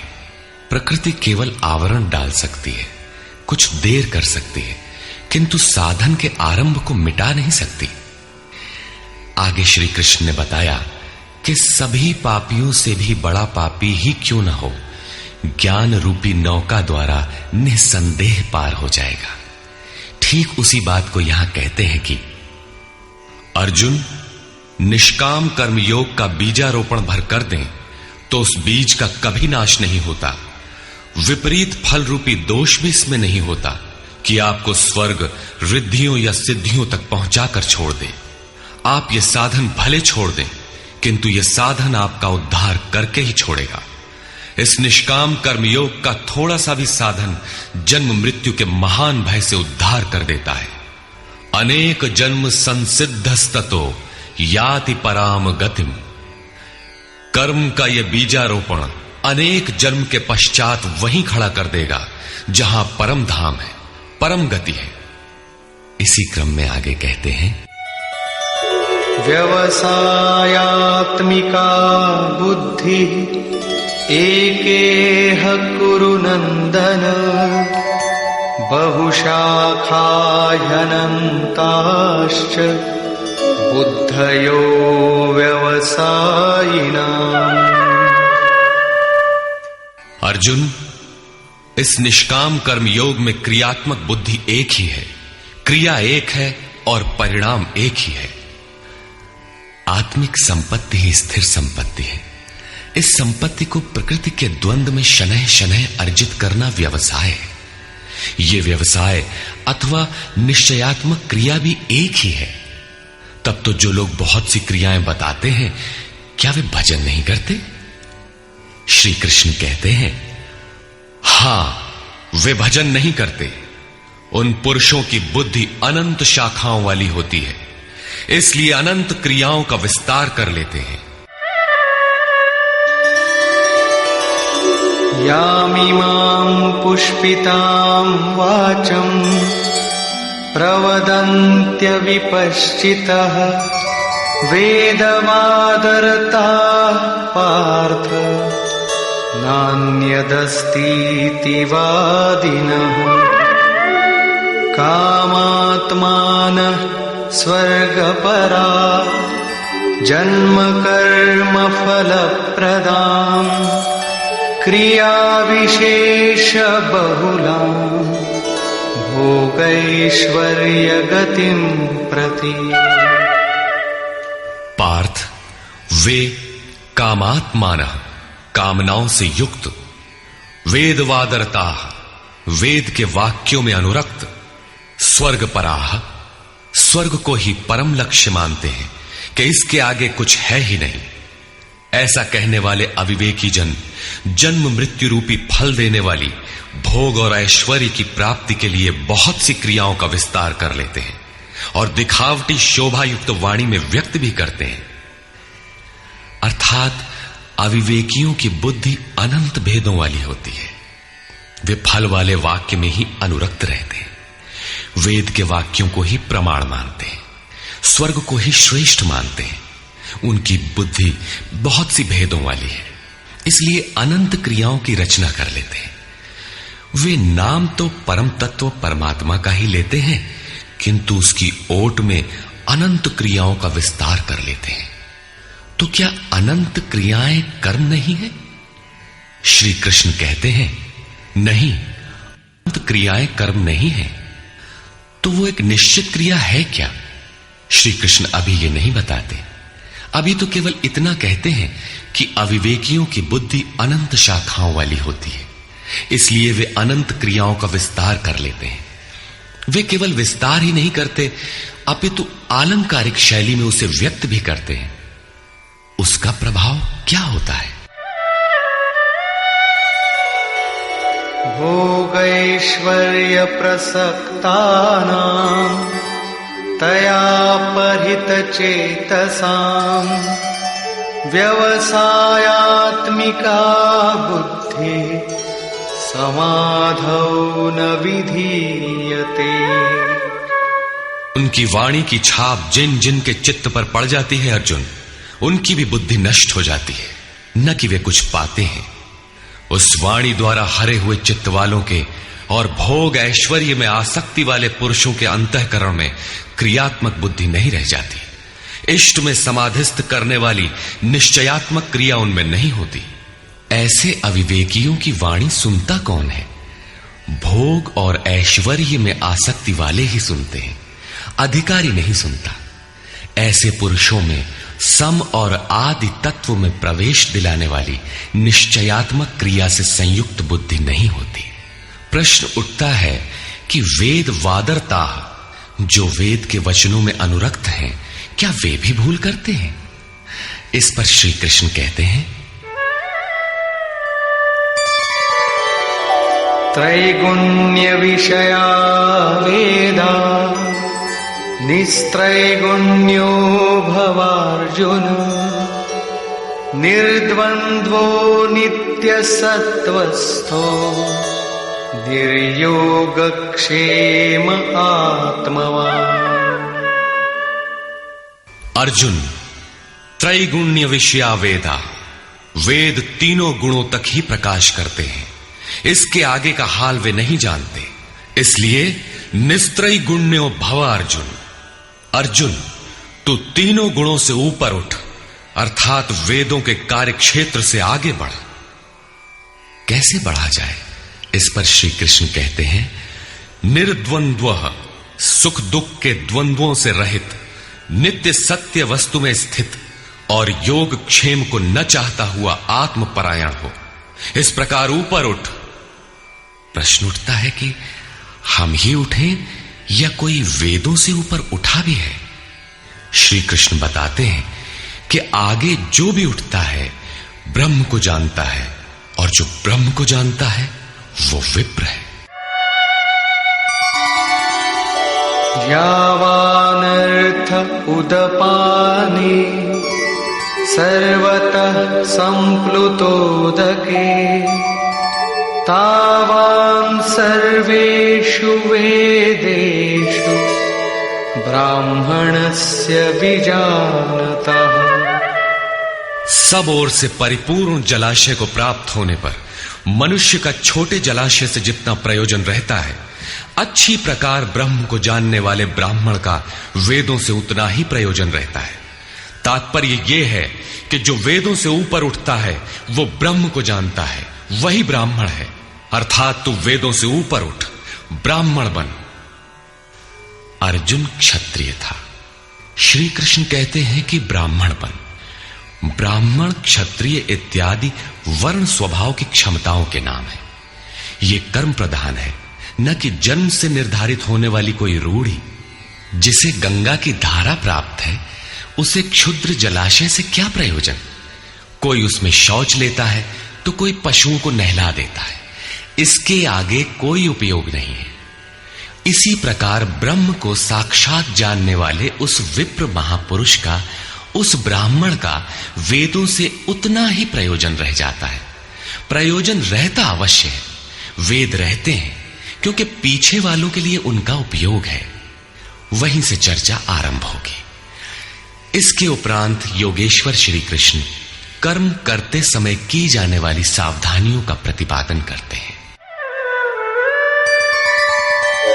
कर्मण्येवाधिकारस्ते मा फलेषु कदाचन मा कर्मफलहेतुर्भुर्मा ते संगोस्त्वकर्मणि। कर्म करने में ही तेरा अधिकार हो, फल में कभी नहीं। ऐसा समझ के फल है ही नहीं। फल की वासना वाला भी मत हो और कर्म करने में तेरी अश्रद्धा भी ना हो। अब तक योगेश्वर श्री कृष्ण ने 39वें श्लोक में पहली बार कर्म का नाम लिया, किंतु यह नहीं बताया कि वो कर्म है क्या और उसे करें कैसे। उस कर्म की विशेषताओं पर प्रकाश डाला कि अर्जुन, इस कर्म द्वारा तू कर्मों के बंधन से अच्छी प्रकार छूट जाएगा। अर्जुन, इसमें आरंभ का अर्थात बीज का नाश नहीं है। आरंभ कर दे तो प्रकृति के पास कोई उपाय नहीं कि उसे नष्ट कर दे।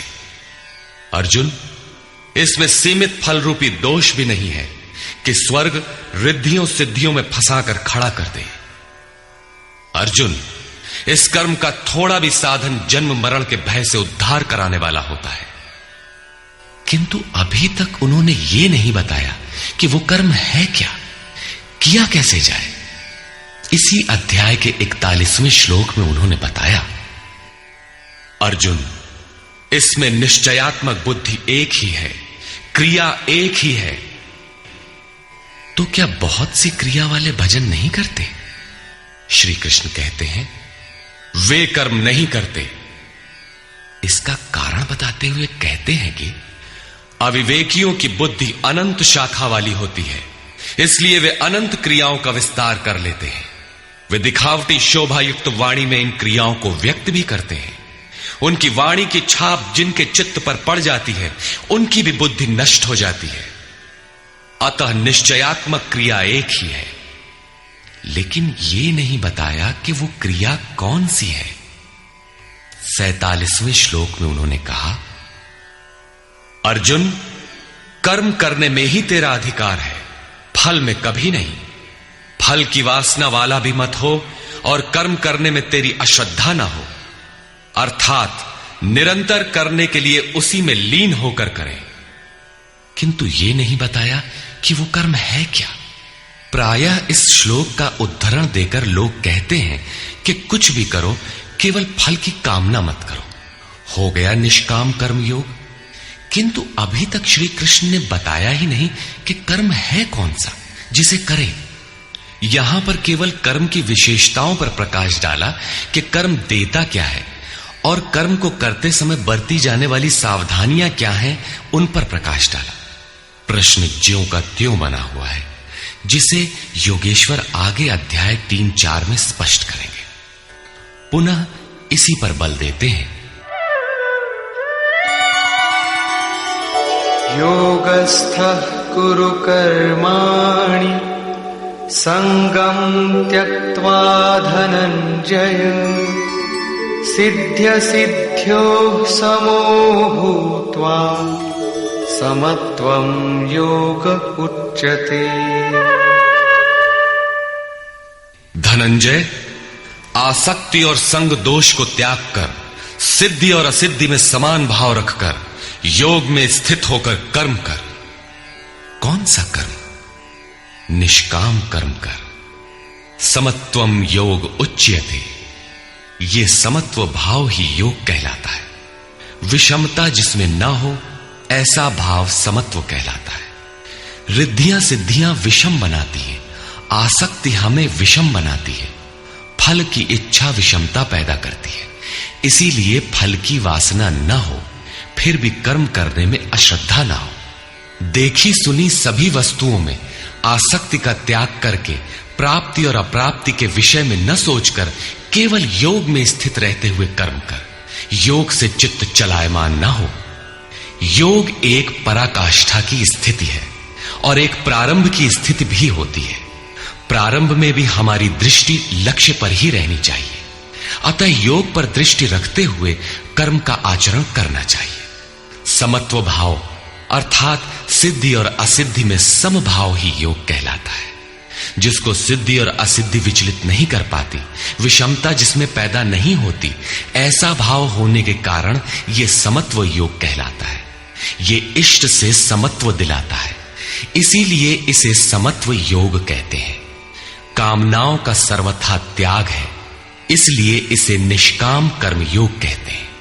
कर्म करना है, इसलिए इसे कर्म योग कहते हैं। परमात्मा से मेल कराता है, इसलिए इसका नाम योग अर्थात मेल है। इसमें बौद्धिक स्तर पर ध्यान रखना पड़ता है कि सिद्धि और असिद्धि में समभाव रहे, आसक्ति न हो, फल की वासना न आने पाए। इसलिए यही निष्काम कर्म योग बुद्धि योग भी कहा जाता है। दूरेण ह्यवरं कर्म बुद्धियोगात् धनंजय बुद्धौ शरणमन्विच्छ कृपणाः फलहेतवः। धनंजय, अवरम कर्म, निकृष्ट कर्म, वासना वाले कर्म बुद्धि योग से अत्यंत दूर है। फल की कामना वाले कृपण हैं। वे आत्मा के साथ उदारता नहीं बरतते। अतः समत्व बुद्धि योग का आश्रय ग्रहण कर। जैसी कामना है वैसा मिल भी जाए तो उसे भोगने के लिए शरीर धारण करना पड़ेगा। आवागमन बना है तो कल्याण कैसा? साधक को तो मोक्ष की भी वासना नहीं रखनी चाहिए, क्योंकि वासनाओं से मुक्त होना ही तो मोक्ष है। फल की प्राप्ति का चिंतन करने से साधक का समय व्यर्थ नष्ट हो जाता है और फल प्राप्त होने पर वो उसी फल में उलझ जाता है। उसकी साधना समाप्त हो जाती है। आगे वो भजन क्यों करे? वहां से वो भटक जाता है। इसलिए समत्व बुद्धि से योग का आचरण करें। ज्ञान मार्ग को भी श्री कृष्ण ने बुद्धि योग कहा था कि अर्जुन, ये बुद्धि तेरे लिए ज्ञान योग के विषय में कही गई। और यहां निष्काम कर्म योग को भी बुद्धि योग कहा गया। वस्तुतः दोनों में बुद्धि का दृष्टिकोण का ही अंतर है। उसमें लाभ हानि का रिकॉर्ड रखकर उसे जांच कर चलना पड़ता है। इसमें भी बौद्धिक स्तर पर समत्व बनाए रखना पड़ता है। इसलिए इसे समत्व बुद्धि योग कहा जाता है। इसलिए धनंजय, तू समत्व बुद्धि योग का आश्रय ग्रहण कर, क्योंकि फल की वासना वाले अत्यंत कृपण हैं। बुद्धियुक्तो जहातीह उभे सुकृत दुष्कृते तस्माद्योगाय युज्यस्व योग कर्मसु कौशलम्। समत्व बुद्धि युक्त पुरुष पुण्य पाप दोनों को ही इसी लोक में त्याग देता है, उनसे लिपायमान नहीं होता। इसलिए समत्व बुद्धि योग के लिए चेष्टा कर। योगः कर्मसु कौशलम। समत्व बुद्धि के साथ कर्मों का आचरण कौशल ही योग है। संसार में कर्म करने के दो दृष्टिकोण प्रचलित हैं। लोग कर्म करते हैं तो उसका फल भी अवश्य चाहते हैं, या फल न मिले तो कर्म करना ही नहीं चाहते। किंतु योगेश्वर श्री कृष्ण इन कर्मों को बंधनकारी बताते हुए आराधना को एकमात्र कर्म मानते हैं। इस अध्याय में उन्होंने कर्म का नाम मात्र लिया। अध्याय 3 के 9वें श्लोक में उसकी परिभाषा दी और चौथे अध्याय में कर्म के स्वरूप पर विस्तार से प्रकाश डाला। प्रस्तुत श्लोक में श्री कृष्ण ने सांसारिक परंपरा से हटकर कर्म करने की कला बताई कि कर्म तो करो, श्रद्धा पूर्वक करो, किंतु फल के अधिकार को स्वेच्छा से छोड़ दो। फल जाएगा कहां? यही कर्मों के करने का कौशल है। निष्काम साधक की समग्र शक्ति इस प्रकार कर्म में लगी रहती है। फिर भी जिज्ञासा स्वाभाविक है कि क्या सदैव कर्म ही करते रहना है या इसका कुछ परिणाम भी निकलेगा? इसे देखें। कर्मजं बुद्धियुक्ता हि फलं त्यक्त्वा मनीषिणः जन्मबन्धविनिर्मुक्ताः पदं गच्छन्त्यनामयम्। बुद्धि योग से युक्त ज्ञानी जन कर्मों से उत्पन्न होने वाले फल को त्याग कर जन्म और मृत्यु के बंधन से छूट जाते हैं। वे निर्दोष अमृतमय परम पद को प्राप्त होते हैं। अर्जुन की दृष्टि त्रिलोकी के साम्राज्य तथा देवताओं के स्वामीपन तक ही सीमित थी। इतने तक के लिए भी वो युद्ध में प्रवृत्त नहीं हो रहा था। यहां श्री कृष्ण उसे नवीन तथ्य उद्घाटित करते हैं कि आसक्ति रहित कर्म द्वारा अनामय पद प्राप्त होता है।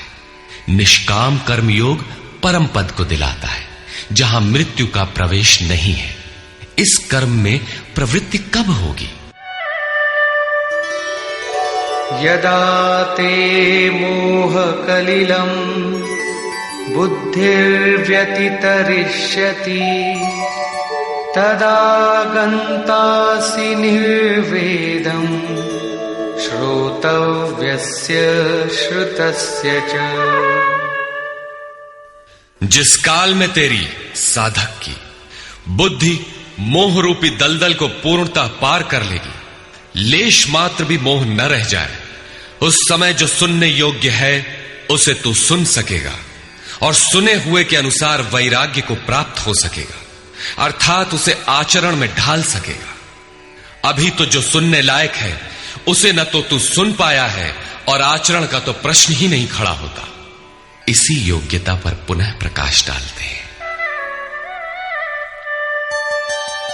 श्रुति विप्रतिपन्ना ते यदा स्थास्यति निश्चला समाधावचला बुद्धि तदा योगमवाप्स्यसि। अनेक प्रकार के वेद वाक्यों को सुनकर विचलित हुई तेरी बुद्धि जब परमात्म स्वरूप में समाधिस्थ होकर अचल स्थिर ठहर जाएगी, तब तू समत्व योग को प्राप्त होगा, पूर्ण समस्थिति को प्राप्त करेगा, जिसे अनामय परम पद कहते हैं। यही योग की पराकाष्ठा है और यही अप्राप्त की प्राप्ति है। वेदों से तो शिक्षा ही मिलती है, किंतु श्री कृष्ण कहते हैं श्रुति विप्रतिपन्ना। श्रुतियों के अनेक सिद्धांतों को सुनने से बुद्धि विचलित हो जाती है। सिद्धांत तो अनेकों सुने, लेकिन जो सुनने योग्य है लोग उससे दूर ही रहते हैं।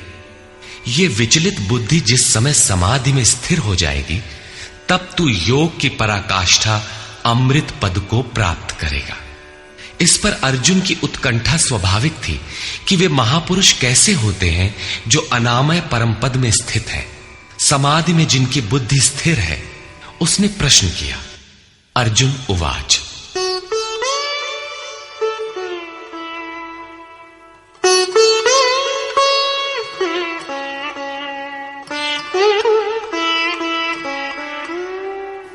स्थितप्रज्ञस्य का भाषा समाधिस्थस्य केशव स्थितधिः किं प्रभाषेत किमासीत व्रजेत किम्।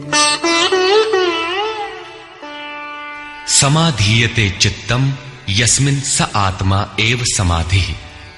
जिसमें चित्त का समाधान किया जाए वो आत्मा ही समाधि है। अनादि तत्व में जो समत्व प्राप्त कर ले उसे समाधिस्थ कहते हैं।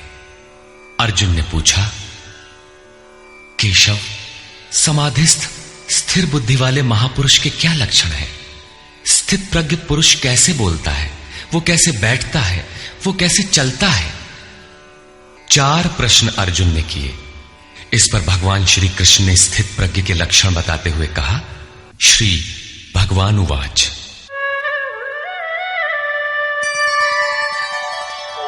प्रजहाति यदा कामान् सर्वान् पार्थमनोगतान् आत्मन्येवात्मना तुष्टः स्थितप्रज्ञस्तदुच्यते। पार्थ, जब मनुष्य मन में स्थित संपूर्ण कामनाओं को त्याग देता है तब वो आत्मा से ही आत्मा में संतुष्ट हुआ स्थिर बुद्धि वाला कहा जाता है। कामनाओं के त्याग पर ही आत्मा का दिग्दर्शन होता है। ऐसा आत्माराम आत्मतृप्त महापुरुष ही स्थित प्रज्ञ है। दुःखेष्वनुद्विग्नमनाः सुखेषु विगतस्पृहः वीतरागभयक्रोधः स्थितधीर्मुनिरुच्यते। दैहिक, दैविक तथा भौतिक दुखों में जिसका मन उद्विग्न नहीं होता, सुखों की प्राप्ति में जिसकी स्पृहा दूर हो गई है तथा जिसके राग, भय और क्रोध नष्ट हो गए हैं, मननशीलता की चरम सीमा पर पहुंचा हुआ मुनि स्थित प्रज्ञ कहा जाता है। उसके अन्य लक्षण बताते हैं। यः सर्वत्रानभिस्नेहः तत्तत्प्राप्य शुभाशुभम् नाभिनन्दति न द्वेष्टि तस्य प्रज्ञा प्रतिष्ठिता। जो पुरुष सर्वत्र स्नेह रहित हुआ, शुभ अथवा अशुभ को प्राप्त होकर न तो प्रसन्न होता है और न द्वेष करता है, उसकी बुद्धि स्थिर है। शुभ वो है जो परमात्म स्वरूप में लगाता है, अशुभ वो है जो प्रकृति की ओर ले जाने वाला होता है। किंतु स्थित प्रज्ञ पुरुष अनुकूल परिस्थितियों से न प्रसन्न होता है और न प्रतिकूल परिस्थितियों से द्वेष करता है, क्योंकि प्राप्त होने योग्य वस्तु न उससे भिन्न है और न पतित करने वाले विकार ही उसके लिए है। अर्थात अब साधन से उसका अपना कोई प्रयोजन नहीं रहा। ऐसा व्यक्ति स्थित प्रज्ञ कहा जाता है। यदा संहरते चायं कूर्मोऽङ्गानीव सर्वशः इन्द्रियाणीन्द्रियार्थेभ्यः तस्य प्रज्ञा प्रतिष्ठिता। जिस प्रकार कछुआ अपने अंगों को समेट लेता है, ठीक वैसे ही ये पुरुष जब सब ओर से अपने अंगों को समेट लेता है तब उसकी बुद्धि स्थिर होती है। खतरे को देखते ही कछुआ जिस प्रकार अपने सिर और पैर समेट लेता है, ठीक इसी प्रकार जो पुरुष विषयों में विचरती हुई इंद्रियों को सब ओर से समेटकर हृदय देश में निरोध कर लेता है, उस काल में उस पुरुष की बुद्धि स्थिर होती है। किंतु ये तो एक दृष्टांत मात्र है। खतरे का एहसास मिटते ही कछुआ तो अपने अंगों को पुनः फैला देता है। क्या इसी प्रकार स्थित प्रज्ञ महापुरुष भी विषयों में रस लेने लगता है? इस पर कहते हैं, विषया विनिवर्तन्ते निराहारस्य देहिनः रसवर्जं रसोऽप्यस्य परं दृष्ट्वा निवर्तते। इंद्रियों द्वारा विषयों को न ग्रहण करने वाले पुरुषों के विषय तो निवृत्त हो जाते हैं, क्योंकि वे ग्रहण ही नहीं करते, किंतु उनका राग नहीं निवृत्त होता, आसक्ति लगी रहती है। संपूर्ण इंद्रियों को विषयों से समेटने वाले निष्काम कर्मी का राग भी परम दृष्टवा, परम तत्व परमात्मा का साक्षात्कार करके निवृत्त हो जाता है। महापुरुष कछुए की तरह अपनी इंद्रियों को विषयों में नहीं फैलाता। एक बार जब इंद्रियां सिमट गईं तो संस्कार ही मिट जाते हैं, पुनः वे नहीं निकलते। निष्काम कर्मयोग के आचरण द्वारा परमात्मा के प्रत्यक्ष दर्शन के साथ उस पुरुष का विषयों से राग भी निवृत्त हो जाता है। प्रायः चिंतन पथ में हठ करते हैं। हठ से इंद्रियों को रोककर वे विषय से तो निवृत्त हो जाते हैं, किंतु मन में उनका चिंतन राग लगा रहता है। ये आसक्ति परम दृष्टवा परमात्मा का साक्षात्कार करने के बाद ही निवृत्त होती है, इसके पूर्व नहीं। पूज्य महाराज जी इस संबंध में अपनी एक घटना बताया करते थे। गृह त्याग से पूर्व उन्हें 3 बार आकाशवाणियां हुई थी। हमने पूछा, महाराज जी आपको आकाशवाणी क्यों हुई, हम लोगों को तो नहीं हुई? तब इस पर महाराज जी कहे, हो ई शंका मोहू के बही रही, अर्थात ये संदेह मुझे भी हुआ था। तब अनुभव में आया कि मैं 7 जन्म से लगातार साधु हूं। 4 जन्म तो केवल साधुओं सा वेश बनाए, तिलक लगाए, कहीं विभूति पोते, कहीं कमंडलू लिए विचरण कर रहा हूं। योग क्रिया की जानकारी नहीं थी, लेकिन पिछले 3 जन्म से बढ़िया साधु हूं, जैसा होना चाहिए। मुझ में योग क्रिया जागृत थी। पिछले जन्म में पार लग चला था, निवृत्ति हो चली थी, किंतु 2 इच्छाएं रह गई थी। एक तो स्त्री और दूसरी गांजा। अंतर मन में इच्छाएं थीं, किंतु बाहर से हमने शरीर को दृढ़ रखा। मन में वासना लगी थी, इसलिए जन्म लेना पड़ा। जन्म लेते ही भगवान ने थोड़े ही समय में सब दिखा सुनाकर निवृत्ति दिला दी। 2-3 चटकना दिया और साधु बना दिया। ठीक यही बात श्री कृष्ण कहते हैं कि इंद्रियों द्वारा विषयों को न ग्रहण करने वाले पुरुष के भी विषय तो निवृत्त हो जाते हैं, किंतु साधना द्वारा परम पुरुष परमात्मा का साक्षात्कार कर लेने पर वो विषयों के राग से भी निवृत्त हो जाता है। अतः जब तक साक्षात्कार न हो, कर्म करना है। इंद्रियों को विषयों से समेटना कठिन है। इस पर प्रकाश डालते हैं, यततो ह्यपि कौन्तेय पुरुषस्य विपश्चितः इंद्रियाणि प्रमाथीनि हरन्ति प्रसभं मनः। कौन्तेय, प्रयत्न करने वाले मेधावी पुरुष की प्रमथनशील इंद्रियां उसके मन को बलात् हर लेती हैं, विचलित कर देती हैं। इसलिए तानि सर्वाणि संयम्य युक्त आसीत मत्परः वशे हि यस्येन्द्रियाणि तस्य प्रज्ञा प्रतिष्ठिता।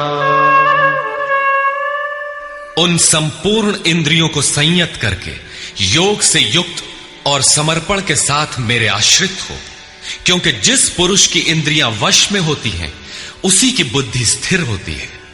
यहां योगेश्वर श्री कृष्ण साधन के निषेधात्मक अवयवों के साथ उसके विधेयात्मक पहलू पर जोर देते हैं। केवल संयम और निषेध से इंद्रियां वश में नहीं होती। समर्पण के साथ इष्ट चिंतन अनिवार्य है। इष्ट चिंतन के अभाव में विषय चिंतन होगा, जिसके कुपरिणाम श्री कृष्ण के ही शब्दों में देखें।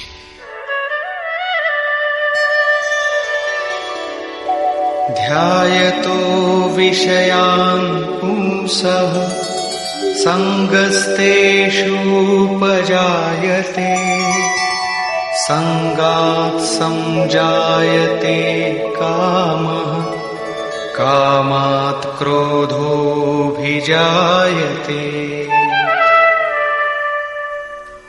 विषयों का चिंतन करने वाले पुरुष की उन विषयों में आसक्ति हो जाती है। आसक्ति से कामना उत्पन्न होती है। कामना पूर्ति में व्यवधान आने से क्रोध उत्पन्न होता है। क्रोध किसे जन्म देता है? क्रोधाद् भवति सम्मोहः सम्मोहात् स्मृतिविभ्रमः स्मृतिभ्रंशात् बुद्धिनाशो बुद्धिनाशात् प्रणश्यति। क्रोध से विशेष मूढ़ता अर्थात अविवेक उत्पन्न होता है। नित्य अनित्य वस्तु का विचार नहीं रह जाता। अविवेक से स्मरण शक्ति भ्रमित हो जाती है, जैसा अर्जुन को हुआ था। भ्रमतीव च मे मनः। गीता के समापन पर उसने कहा, नष्टो मोह स्मृतिर्लब्धा। क्या करें क्या न करें इसका निर्णय नहीं हो पाता।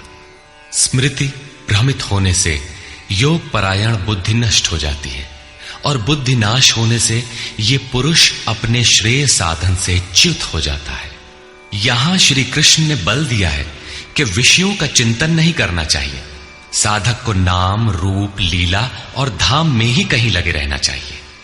भजन में ढील देने पर मन विषयों में जाएगा। विषयों के चिंतन से आसक्ति हो जाती है। आसक्ति से उस विषय की कामना साधक के अंतर मन में होने लगती है। कामना की पूर्ति में व्यवधान होने पर क्रोध, क्रोध से अविवेक, अविवेक से स्मृति भ्रम और स्मृति भ्रम से बुद्धि नष्ट हो जाती है। निष्काम कर्म योग को बुद्धि योग कहा जाता है, क्योंकि बुद्धि स्तर पर इसमें विचार रखना चाहिए कि कामनाएं न आने पाए। फल है ही नहीं। कामना आने से यह बुद्धि योग नष्ट हो जाता है। साधन करिय विचारहीन मन शुद्ध होए नहीं तैसे। विचार आवश्यक है।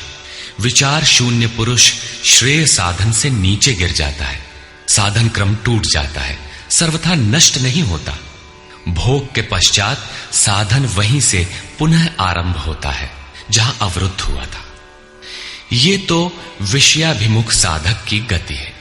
स्वाधीन अंतःकरण वाला साधक किस गति को प्राप्त होता है? इस पर श्री कृष्ण कहते हैं,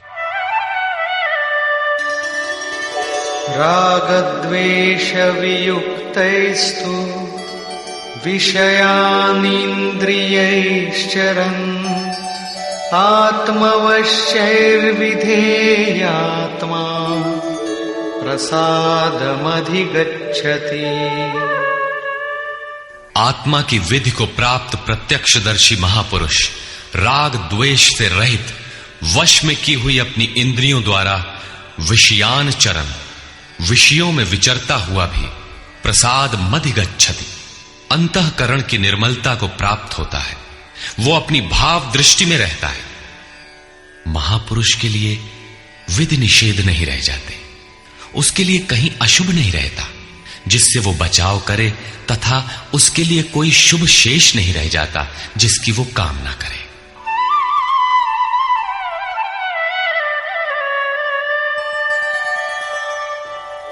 प्रसादे सर्वदुःखानां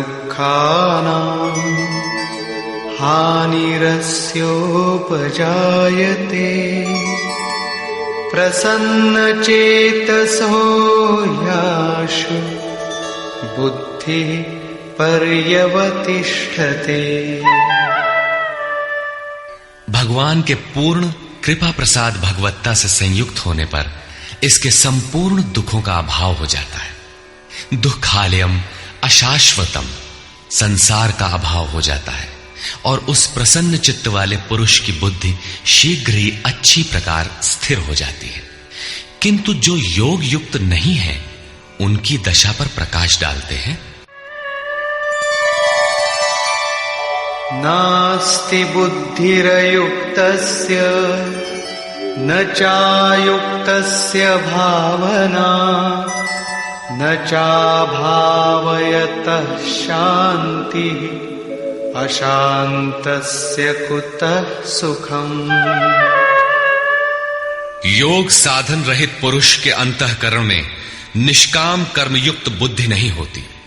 उस अयुक्त के अंतःकरण में भाव भी नहीं होता।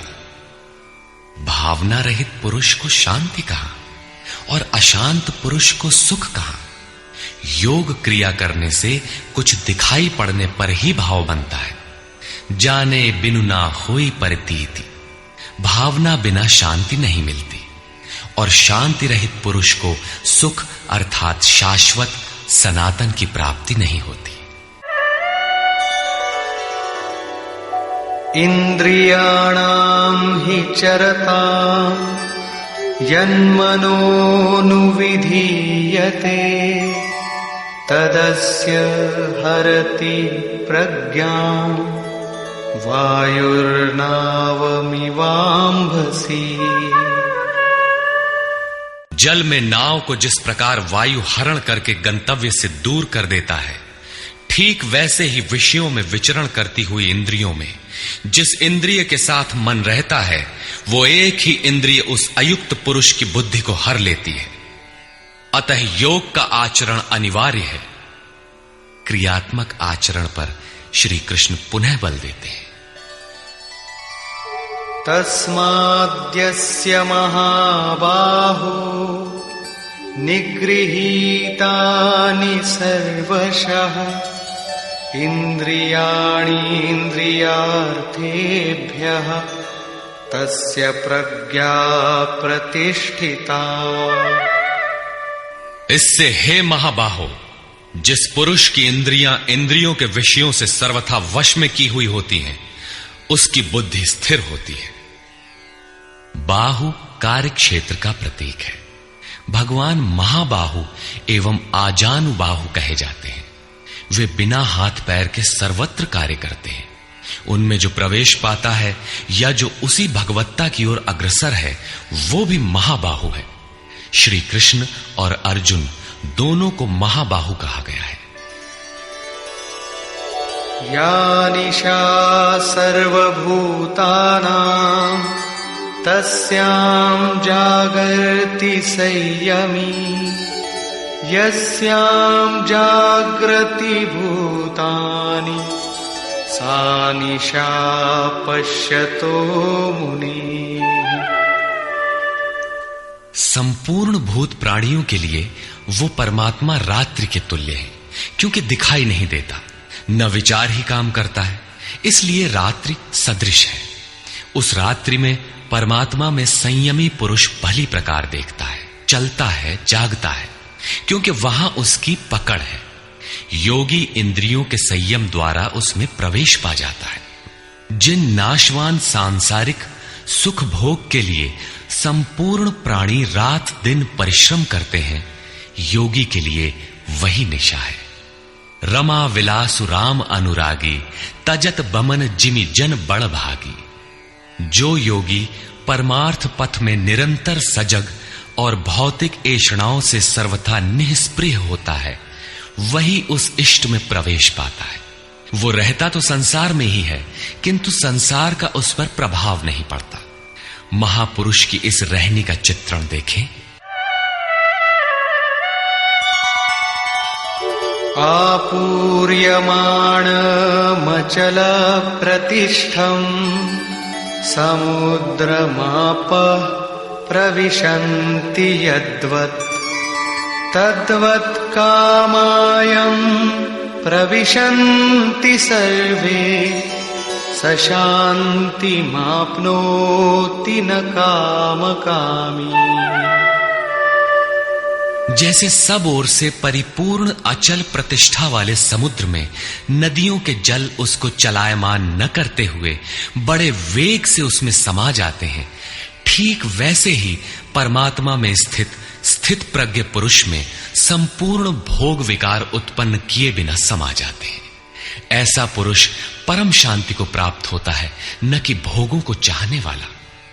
भयंकर वेग से बहने वाली सहस्त्रों नदियों के स्रोत फसल को नष्ट करते हुए, हत्याएं करते हुए, नगरों को डुबाते हुए, हाहाकार मचाते हुए बड़े वेग से समुद्र में गिरते हैं, किंतु समुद्र को न 1 इंच ऊपर उठा पाते हैं और न गिरा ही पाते हैं, बल्कि उसी में समाहित हो जाते हैं।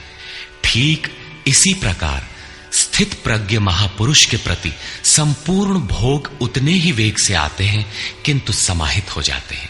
उन महापुरुषों में न शुभ संस्कार डाल पाते हैं न अशुभ। योगी के कर्म अशुक्ल और अकृष्ण होते हैं, क्योंकि जिस चित्त पर संस्कार पड़ते हैं उसका निरोध और विलीनीकरण हो गया। इसके साथ ही भगवत्ता की स्थिति आ गई। अब संस्कार पड़े भी तो कहां। इस एक ही श्लोक में श्री कृष्ण ने अर्जुन के कई प्रश्नों का समाधान कर दिया। उसकी जिज्ञासा थी कि स्थित प्रज्ञ महापुरुष के लक्षण क्या हैं, वो कैसे बोलता है, कैसे बैठता है, कैसे चलता है। श्री कृष्ण ने एक ही शब्द में उत्तर दिया कि वे समुद्रवत होते हैं। उनके लिए विध निषेध नहीं होता कि ऐसे बैठो और ऐसे चलो। वे ही परम शांति को प्राप्त होते हैं, क्योंकि वे संयमी हैं। भोगों की कामना वाला शांति नहीं पाता। इसी पर पुनः बल देते हैं। विहाय कामान्यः सर्वान् पुमांश्चरति निःस्पृहः निर्ममो निरहंकारः स शान्तिमधिगच्छति। जो पुरुष संपूर्ण कामनाओं को त्याग कर निर्ममः, मैं और मेरे के भाव तथा अहंकार और स्पृहा से रहित होता हुआ बरतता है, वो उस परम शांति को प्राप्त होता है जिसके बाद कुछ भी पाना शेष नहीं रह जाता। एषा ब्राह्मी स्थितिः पार्थ नैनां प्राप्य विमुह्यति स्थित्वा स्यामन्तकालेऽपि ब्रह्मनिर्वाणमृच्छति।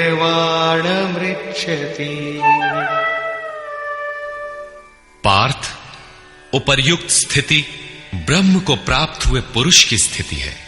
समुद्रवत उन महापुरुषों में विषय नदियों की तरह समा जाते हैं। वे पूर्ण संयमी और प्रत्यक्षता परमात्मदर्शी हैं। केवल अहम ब्रह्मास्मि पढ़ लेने या रट लेने से यह स्थिति नहीं मिलती। साधन करके ही इस ब्रह्म की स्थिति को पाया जाता है। ऐसा महापुरुष ब्रह्म निष्ठा में स्थित रहते हुए शरीर के अंत काल में भी ब्रह्मानंद को ही प्राप्त होता है। निष्कर्ष, प्रायः कुछ लोग कहते हैं कि दूसरे अध्याय में गीता पूर्ण हो गई, किंतु यदि केवल कर्म का नाम मात्र लेने से कर्म पूरा हो जाता हो तब तो गीता का समापन माना जा सकता है। इस अध्याय में योगेश्वर श्री कृष्ण ने यही बताया कि अर्जुन, निष्काम कर्मयोग के विषय में सुन, जिसे जानकर तू संसार बंधन से छूट जाएगा। कर्म करने में तेरा अधिकार है, फल में कभी नहीं। कर्म करने में तेरी अश्रद्धा भी ना हो, निरंतर करने के लिए तत्पर हो जा। इसके परिणाम में तू परम दृष्टवा, परम पुरुष का दर्शन कर स्थित प्रज्ञ बनेगा, परम शांति पाएगा। किंतु यह नहीं बताया कि कर्म है क्या। यह सांख्य योग नामक अध्याय नहीं है। यह नाम शास्त्रकार का नहीं अपितु टीकाकारों की देन है। वे अपनी बुद्धि के अनुसार ही ग्रहण करते हैं, तो आश्चर्य क्या है। इस अध्याय में कर्म की गरिमा, उसे करने में बरती जाने वाली सावधानी और स्थित प्रज्ञ के लक्षण बताकर श्री कृष्ण ने अर्जुन के मन में कर्म के प्रति उत्कंठा जागृत की है। उसे कुछ प्रश्न दिए हैं। आत्मा शाश्वत है, सनातन है, उसे जानकर तत्वदर्शी बनो। उसकी प्राप्ति के 2 साधन हैं, ज्ञान योग और निष्काम कर्म योग।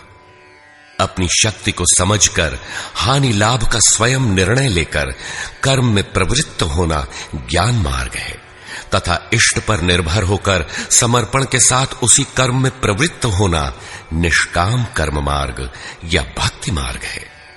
गोस्वामी तुलसीदास ने दोनों का चित्रण इस प्रकार किया है। मोरे प्रौढ़ तनय सम ज्ञानी, बालक सुत समदास अमानी, जनहि मोर बल निज बल ताही, दुह कह काम क्रोध रिपु आही। मेरे दो प्रकार के भजने वाले हैं, एक ज्ञान मार्गी, दूसरा भक्ति मार्गी। निष्काम कर्म मार्गी या भक्ति मार्गी शरणागत होकर मेरा आश्रय लेकर चलता है। ज्ञान योगी अपनी शक्ति सामने रखकर अपनी हानि लाभ का विचार कर अपने भरोसे चलता है, जबकि दोनों के शत्रु एक ही हैं।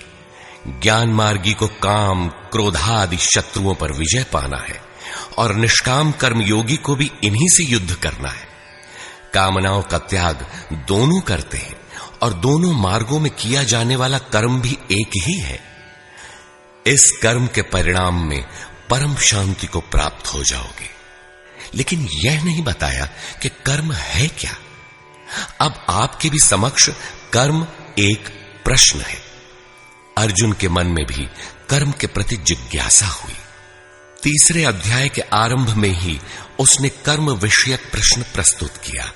अतः ओम तत्सदिति श्रीमद् भगवद गीता सूपनिषत्सु ब्रह्म विद्यायाम योग शास्त्रे श्री कृष्ण अर्जुन संवादे कर्म जिज्ञासा नाम द्वितीयो अध्यायः। इस प्रकार स्वामी अड़गड़ानंद कृत श्रीमद् भगवद गीता के भाष्य यथार्थ गीता का दूसरा अध्याय पूर्ण होता है। हरि ओम तत्सत।